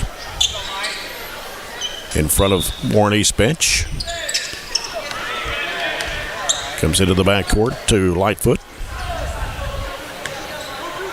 It's Doyle. Put it on the right side. Gets a screen from Reynolds. Long, high arching 3, air ball. Taken by Nunn. Off to Hardy. Hardy angles off to the right. Gives it to Griggs. Griggs tries to the basket. He'll put it up and in with the left hand as Maddox Griggs scores his 5th point of the game. And it's 49-25. That is the largest of the night for Barren County with a lead at 24. Barren working against Griggs. Picks up his dribble now. Gives it to Doyle. He'll send it out now to Reynolds. Again, this is a young Warren East basketball team with a lot of sophomores. Reynolds, top of the key. He doubled. Drives against Bird. He walked. Kicks it back out. Lightfoot's going to fire a 3, and it's no good. He's kind of letting him play right now, I guess. Just letting stuff go. Underneath, though, goes through the hands of Nunn and it'll go out of bounds. Right idea. Yeah. Just had a little bit too much on that one. It's Doyle with the basketball for Warren East. Went off a screen from Lightfoot. Picks up his dribble, goes to Barren, trying to penetrate, spins in the lane, stolen away by Gavin Nunn. Off it goes to Shelton. Shelton driving it to the basket. The leaner, no good, but a foul. Only going to call a charge. Don't know about that one. He was just leaning in for the shot. Can't agree with that one. Second foul on Shelton.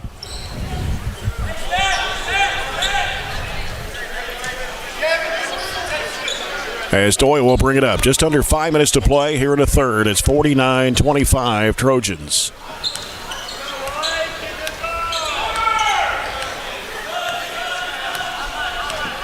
Warner Combs back in the game now for Warren East. Cross-court pass over to Combs, out to Doyle. Doyle in the middle. Here's Reynolds. Back to Combs, slips through his hands. He saved it in bounds, tapped up in the air, grabbed by Shelton. Shelton fires it off to Griggs. He'll put it up off the window and in. He had to jump up high to get that pass. Yeah, it was a good athletic play that time by Griggs.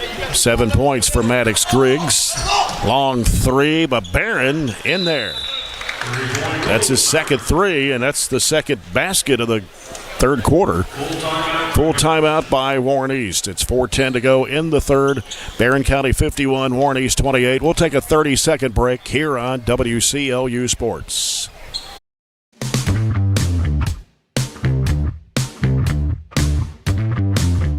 We've got you. It's a pledge to make sure you're always taken care of. A pledge that Farmers RECC honors each and every day. When it comes to keeping things running smoothly or getting them back on track when they're not, we've got you. Always. Farmers RECC is a Touchstone Energy Cooperative, your source for power and information. Bewleyburg, Glasgow boys leading Allen County Scottsville at the half by 14, 35-21.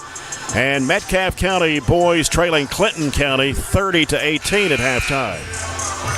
Yeah, no surprise on either game. I thought the Allen-Glasgow game may be a little closer. We'll see how it ends up. Glasgow's having a good bounce back here. Yes, they are. Barren County leads at 51-28. A little diamond press right now. Shelton was in a trap. Hardy fires it down to Fryer, hands it back off to Shelton, going to baseline, feeds underneath to Nunn. He puts it up and in. Good pass. And that's the one thing that Barren has done so well, is they have really passed the ball well. 11 points for Gavin Nunn. It's 53-28, a 25-point lead now for the Trojans. Been the largest of the ball game. Lightfoot over to Doyle. They give it now to Combs. Barron's in a 2-3. They've been a 2-3 last couple of possessions. And inside there, as Lightfoot had it blocked on him, Fryer and Nunn both there to block it. Bounce pass underneath from Hardy to Griggs. He missed the layup, but a foul. And he'll head to the free throw line. Yeah, that would have been another assist by Cade. Cade's had an opportunity to get up to 10, but we've missed a couple of bunnies. Yep. And Barren is 6 of 13 from the free throw line tonight. And Griggs at the line. He's 1 of 2. First one, no good. Warren East gets James Metter back in the lineup for the Raiders. He'll replace Lightfoot. Griggs, whose older brother Mason Griggs played here at Barren County. His second shot is also as good. He sure did. Yep. He was a good player. 54-28. Here's a long three by Reynolds. No. And Shelton with a rebound. Shelton. Spin move in the lane. Goes up and puts it up and in. That's a nice move by Weston Shelton. 56-28 Trojans. Coming down to 3 minutes to play. And inside there was Metter. Now Doyle over to Combs. Launches a long three, and it's in there. That was a deep one. Yeah, all 3 baskets are 3-pointers for Warren East here in the second half. It's 56-31. Over it goes to Shelton, right side. Sends it out now near midcourt. Hardy back over to Shelton. Shelton floats it down in there to Fryer. Nice grab in there. Back out to Shelton. Spots up three. No. He's almost too open. Yep. Off the left side, here's Combs pulling up, giving it to Doyle. He'll fire a long three. It's short. Rebound comes off to Shelton for the Trojans. Shelton pushing it down, pulls up. Free throw line shot. Good. Yeah, it's a major problem that Warren East has had. They just do not get back in transition or see the ball. No. You got to stop the ball. 58-31, 2:05 to go in the third quarter, and a foul called on Shelton. Good gracious. That's 3 on Weston Shelton. Carson Browning checks in for Gavin Nunn for the Trojans. And coming in for Warren East now is Vance Robinson. So we got Griggs, Browning, Shelton, Fryer, and Hardy on the court right now for Barren County. And Compton's going to check in here at the next break. Here's Doyle. Spots up, shoots the threes. He stepped back and knocks it down. That's 3 threes for Cooper Doyle in this ball game, and all 4 baskets from three-point range for Warren East. Pull up from 10, rims no good for Griggs. Underneath, Browning tried to go up, had it blocked. And they say went off him and out of bounds. With a minute 41 to go here in the third period, 58-34.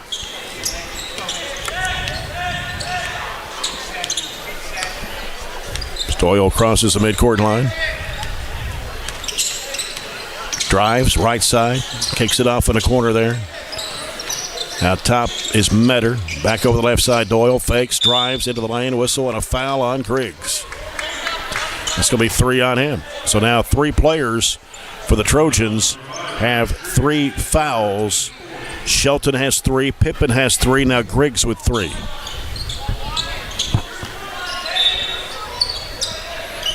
Ball comes out to Doyle. They set a screen for him, trying to go to the right side. Leaves it back out left. Here's a long 3, no good by Robinson. Barren County running it back the other way. Hardy into the front court. Hardy throws up a floater, in and out. Fryer trying to fight for the rebound. It's going to be taken by Metter. Doyle into the front court. Sends it off to Reynolds. Fakes, drives against Browning, and a foul on Browning. Not much of anything, to be honest with you. And that's the 5th team foul of the Trojans this quarter. Only 1 against Warren East here in the third.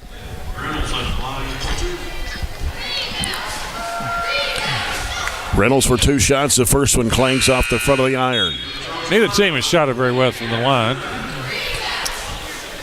Now that's the 5th foul shot for Warren East in this game.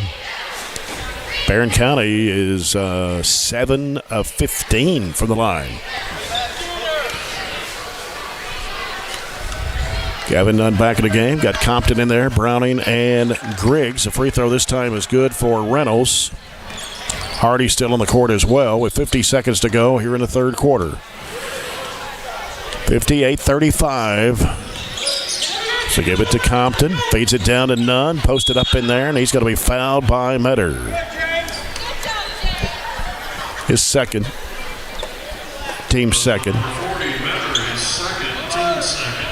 This quarter is dragged a little bit, Jay. Yeah, crowd's kind of quiet, too. Well, there's not much going on. I mean, the game hasn't been competitive since the start. No, it was 30-7 to start. Free throw by Gavin Nunn is good. He's got 12. Coming back in for Warren East now is Luke Barren, replacing James Metter, another sophomore. Lightfoot is the only senior on this team, and they only have 1 junior in Robinson. The rest of the team is sophomores. Second shot good for Gavin Nunn on a Matt London KFB free throw. 60-35, 35 seconds to play. So we go toward the end of the third quarter. Reynolds with the basketball here on the near side. They don't seem to get in a hurry, do they? I think they're going to go for the last shot here. Down to 15 seconds to play. Reynolds. Straight away out to Doyle. 10 seconds. Doyle gets rid of it. There's Combs for three. Short. Kind of rushed that one up there. Hardy. Mid-court. Stops. Long. Three. Rim's no good. That's the end of the third. Barren County scores 16. Warren East scores 13 in that quarter. That's a 25-point lead for Barren, 60-35. Back in 1 minute on WCLU Sports. At Don Franklin, we're about more than just selling cars. We're about families, generations of them. Founded by my parents in 1968, we've been here growing alongside you. From the first family car to the newest model for the next generation, our values of trust, care, and commitment are in every handshake, every deal. With over 5,000 vehicles to choose from, check them all out at DonFranklinAuto.com. Don Franklin, driven by family.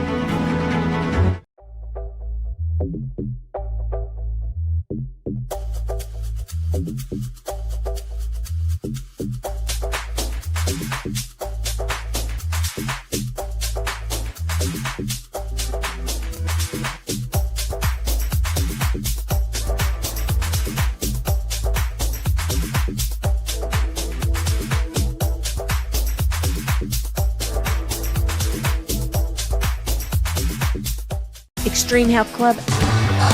Final 8 minutes brought to you by Scooters Coffee. Jay Turner with John Butler here at Barren County High School Gym. Bobby Steenberg in court. Trojan 60, Warren East 35.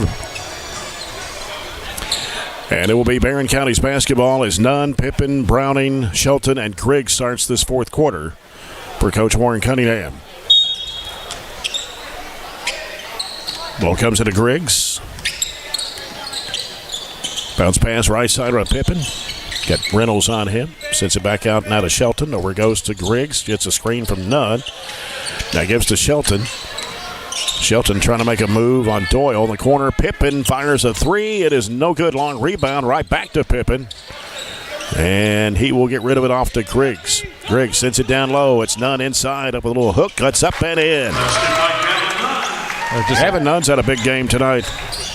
15 points. Strong move inside. 62-35. Reynolds into the lane. A long three by Barren is good. That's 3 threes in the second half for Luke Barren. And all 5 buckets here in the second half have been trays for Warren East. 62-38. And now a whistle and a foul on Robinson. And it will be Barren County's basketball as Griggs will toss it in. On the left baseline, feeds it into Nunn. Nunn, little hook shot. Oh, hit the front of the rim. Got his own rebound. Trying to go back up strong. Had it slapped out of his hands and chases it down. Throws it back up. No. Trying to fight for his own rebound. Couldn't finish it off. And here's Warren East coming back the other way. Light foot. Drives. Trying to get around Nunn. And he puts it up and in with a reverse. That's his first 2 points tonight. And the first 2-point basket for Warren East. The other 5 have been from behind the arc. Got a full timeout, 6:48 to go in the basketball game. At 62-40 Trojans. We'll be back in 30 seconds on WCLU Sports.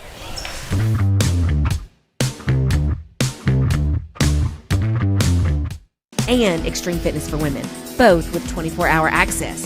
And Extreme Blend Smoothie Bar to help you refuel and recover. Over 8,000 square feet of weights in Extreme Health Club and ladies only at Extreme Fitness for Women, including tanning beds, both with access to saunas, infrared saunas, and the 90-degree saline therapy pool. You'll love the wide variety of classes with experienced instructors. Personal training is available and with the best in the business. Call or stop by today and see what everybody's talking about. 6:48 to go in the basketball game. It is 62-40. John, it's been an even game since the Trojans led 30-7. Yeah, we just can't really shake them. Not much. I don't think Warren East is much of a threat. And their three-point shooting has kind of kept them. 5 threes. Yeah, it's kind of kept them in the game. But I don't think we're in any danger. It's a little frustrating not to kind of just go ahead and put them away. Yeah. But, and give Warren East credit for hanging around. Barren County's basketball. Warren East with full court pressure here as Hardy will inbound the basketball on a run out. It's going to come to Pippen. Pippen's going to drive. He gets bumped by Reynolds, and that's his third.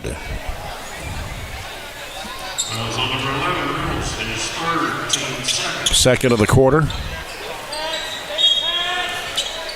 As Griggs will toss it in. Comes into Pippen. Back to Griggs. He'll fire it out of the corner for three. It is off high. Bounces around. Falls off. And Pippen puts it back up and in.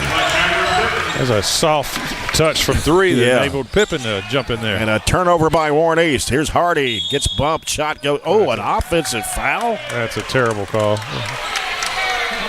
That's not even close. His first foul on the Trojans here in the fourth quarter. Hate to be that way, but I'm just being honest. That's true. I mean, you can go look at the replay on that one. That's a bad call. The hardest call in the game is that block charge, and most of them are blocks. They're not charges, but that's a real bad call. Hardy tried to go with the steal, and out with it now is Lightfoot. To give it off to Reynolds. Doyle with it in the right corner. Doyle trying to go baseline against Griggs. Off the baseline left side. Here's Reynolds. Put it up no good. Got his own rebound. Goes back up against Pippen and puts it in. 64-42. 5:48 to play. Hardy, three-pointer. No good. Rebound Jackson Bird left corner out to Griggs.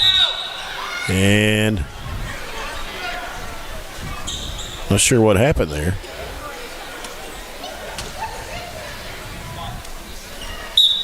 I don't know. I don't know what happened. I was blocked. Couldn't see. Here's Shelton penetrating the lane. His floater, no good. Rebound Lightfoot for Warren East. Pushes it down, goes underneath the Reynolds. He missed it. And rebound to Pippen. The Trojans want to run with it. Here's Hardy. Hardy pulls up, shoots it off the window. No good.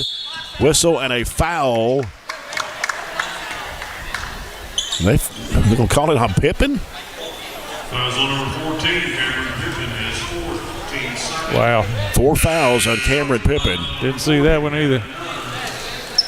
And he's going to come out and replaced by Gavin Nunn.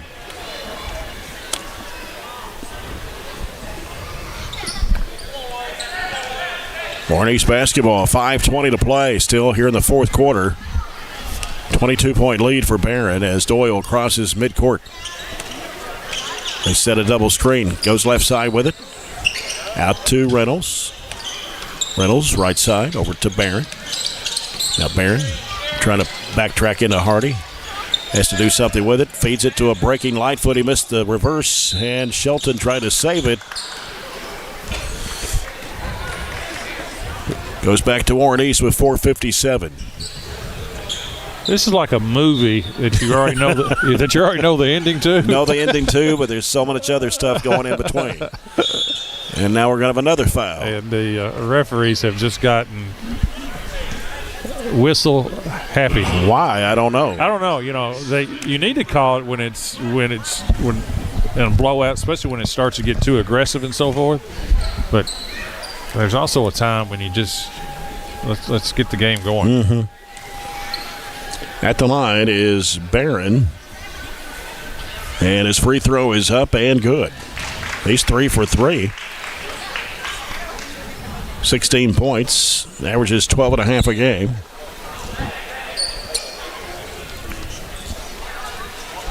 (64-43). Barren back of the line, one more shot. He's got 3 threes here in the second half. And this shot is coming off, and the rebound, Gavin Nunn. Shelton straight away over to Griggs. Griggs sends it down to Bird, and trying to fire it over the top there, and turnover by Barren County. Right side Reynolds, somebody went to sleep on defense. He missed the shot. He was trying to go for the dunk there, looked like. Combs gets it out and driving inside. Here's a shot, no good by Doyle. Ball tapped out and taken by Jackson Bird. Griggs, top of the key. Throws it off to Shelton. Shelton trying to find an opening in the lane. Another foul, and this one's going to be on Reynolds, his fourth for Warren East. 3 on the Raiders this quarter. Carson Browning in for Jackson Bird. 4:14. It seemed like this. I'd like to give some interesting observations, but I really can't. Yeah. I don't really know what to say. I know. Hardy in the corner. 3-point shot. Won't go. It's Browning. And a foul as he got his defender off the floor. Came on top of him there. Of course, it hasn't helped that we can't make a shot either to kind of widen this gap out. That was a really good look that time by Cade Hardy. Just missed it. Mayan Reynolds fouls out of the game with 3 points. And it'll be Metter to come in to replace him. Actually, that will be a non-shooting foul. Shelton right side the bucket, throws in the corner to Nunn. Out to Griggs. Back in the corner, 3-point shot, good for Shelton. So he shoots 45%. That's his 19th of the season. His second Riley Little Group 3-point shot tonight, 67-43. And a spinning shot and laid up no good and taken by Hardy. 3:40 to go. Hardy all the way down the lane. Dishes it off in there to Browning. He's going to be fouled. I thought Hardy got fouled first, but. Have you ever. This is still a pretty good sized crowd here. But it is quiet, isn't it? It is very quiet. Just hard to get into this game right now. Yeah, that's true. Yeah, Browning's free throw is good. She makes a Mad London, Kentucky Farm Bureau free throw. Make it 68-43. Wade Compton, Katavian Fryer back in for the Trojans. Second shot's too hard. And then Shelton tried to save it going out of bounds, and it got tipped by Fryer. 3:34 to go. 8-8 this quarter. Yeah. It was 13-13 in the second. Long three, no good there, but Doyle. Shelton speeding down the court, weaving through traffic, gives it off to Griggs with a 12-footer. No good. Fryer puts it back up, and he's fouled. Metter will be charged with his third. Katavian Fryer at the line for 2 shots. Going to get Peyton James in the game here in just a second for Barren County. Free throw by Fryer hits the front of the iron.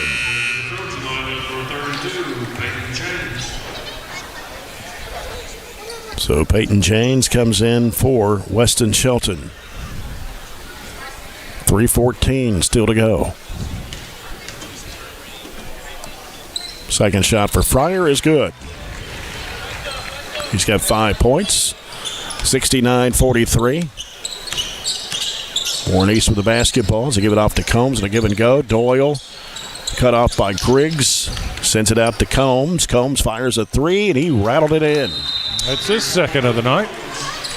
Timeout by Warren East. 3 minutes to go in the basketball game. It is Barren County 69, Warren East 46. A 30-second timeout call by the Raiders. And you look at their scoring here in the second half. They've hit 6 threes and 2 twos. And they have substituted 7 people in. There's 7 people came to the. I didn't know you could play 7. Well, they had looked like to me 7 on 7. Looked like to me they had 7 That's that football. just came up here. Yeah.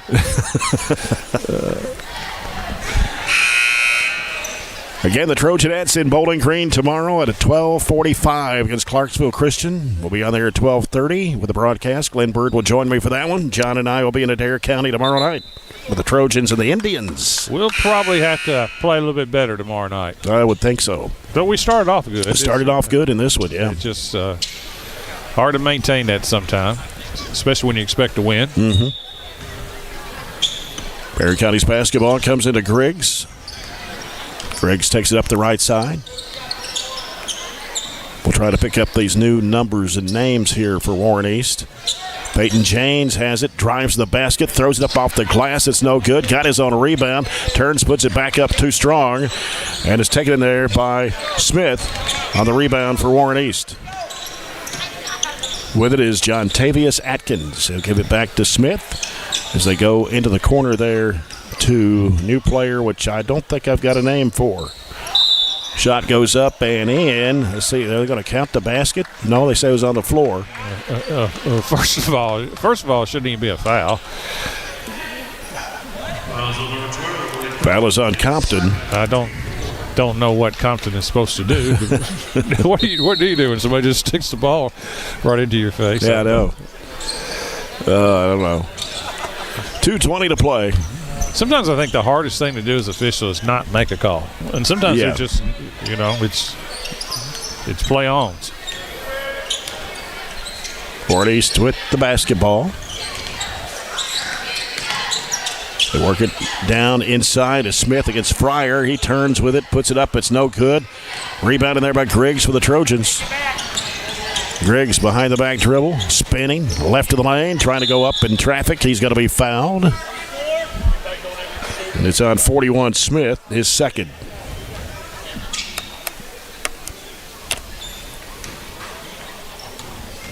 We have a host of new Trojans.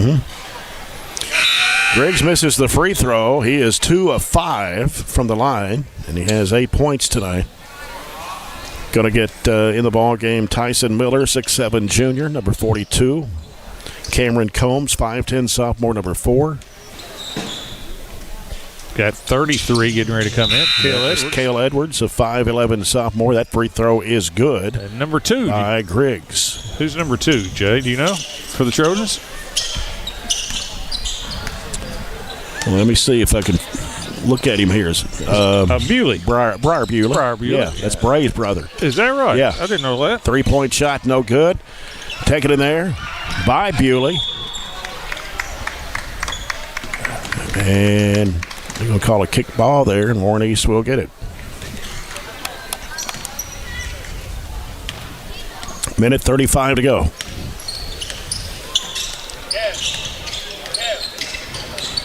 Warren East with the ball in the right corner. 3 ball is no good. Rebound in there by Janes. Off to Combs. Combs weaving through traffic. Goes in for the layup, and he got it. Good move that time. Cameron Combs makes it 72-46. I think Cameron and Combs and Warner Combs for East are first cousins. They are first cousins. There you go. Yep. 1 minute to play. 72-46. Thought about that 3 in the corner. It was Atkins. Out now to Cohen Scott, number 23. He's a sophomore. Down to 42 seconds to play. Here's a 3 ball. It's good. This time by Atkins. They've hit 7 threes here in the second half out of 9 field goals. 72-49. Bewley in the lane. Throws it back out to Combs. 28 seconds. Bewley steps over, shoots a 3. We're calling for steps. That's not a real popular call by the home fans. Young kid comes off the bench and makes a 3, and they take it away from him. 25.7. The official ought to apologize. Ready to get this game over with. Atkins on the dribble. Goes off a screen left, comes back right. Now gets rid of the basketball, and that ball is going to go out of bounds to Barren with 8.9.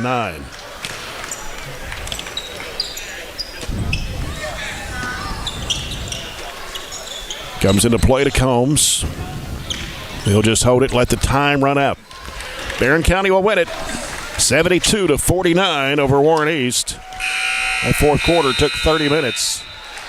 But it's over now. So the Trojans go to 9-2 on the year, 2-0 in district play. Warren East will drop to 2-11 overall, 0-2 in district play. And we'll come back with a TJ Regional Health postgame report in 2 minutes on 104.7 FM WCLU Sports.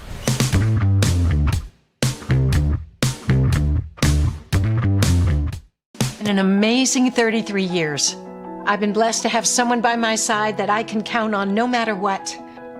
Like 3 years ago when I had that car accident, you really came through for me. So I just want to say thank you, Alan, for being my Farm Bureau insurance agent. Kentucky Farm Bureau, big on commitment. Oh, he's been great too. Growing up is realizing that everyone who told you to eat your breakfast when you were little was actually eating this for breakfast. It's your turn to take your place at the breakfast table and savor the taste of culinary independence with freshly toasted bagels at McDonald's. Indulge in the breakfast you've always wanted and start the day off the right way, your way. Ba-da-ba-ba-ba. Our dental health plays a vital role in our overall health. Practicing good dental hygiene is especially important for children. When was your child's last checkup? Riley Dental Group is invested in making sure you and your family have the healthiest smile possible. They understand a dental visit may prompt anxiety or nervousness, but Dr. Riley and his team offer a variety of solutions, including a comforting and friendly visit from Bennett, their therapy dog. Call Riley Dental Group for an appointment, 651-5939. Mow, dig, haul, trench. The reliable Kubota BX Series subcompact tractor is highly capable. A smooth hydrostatic transmission makes for easy operation and versatile attachments that help you handle the job. The Kubota BX Series is the #1 selling subcompact tractor in the U.S. Talk to your Kubota dealer to schedule a demo. Your local Kubota dealer is J&J Sales on the corner of West Main and Reynolds Road in Glasgow. Maximize your internet experience with Back here at Barren County High School, Jay Turner with John Butler. Trojans win 72-49 over Warren East to go to 9-2 on the year, 2-0 in district play. Warren East drops to 2-11 on the season, 0-2 in district play.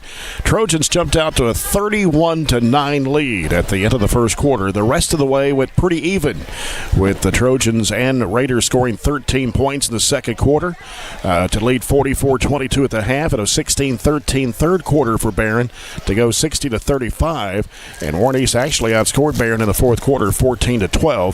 The final score 72-49 here on the TJ Regional Health Postgame Report and our McDonald's postgame stats as they hit 7 threes in the second half. 10 of their 17 field goals coming from behind the arc. 17 field goals, 10 threes for Warren East. They were 5 of 8 from the foul line. 16 for Luke Barren. He had 3 threes and 2 twos. He was 3 of 4 from the foul line.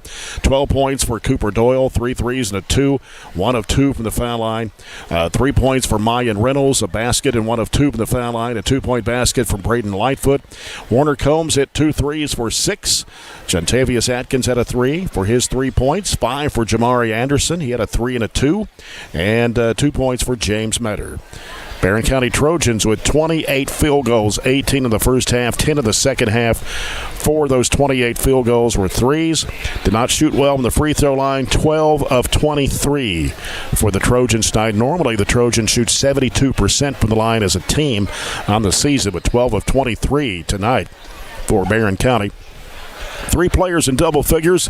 Gavin Nunn had 15 tonight. He had 6 baskets. He was 3 of 4 from the foul line.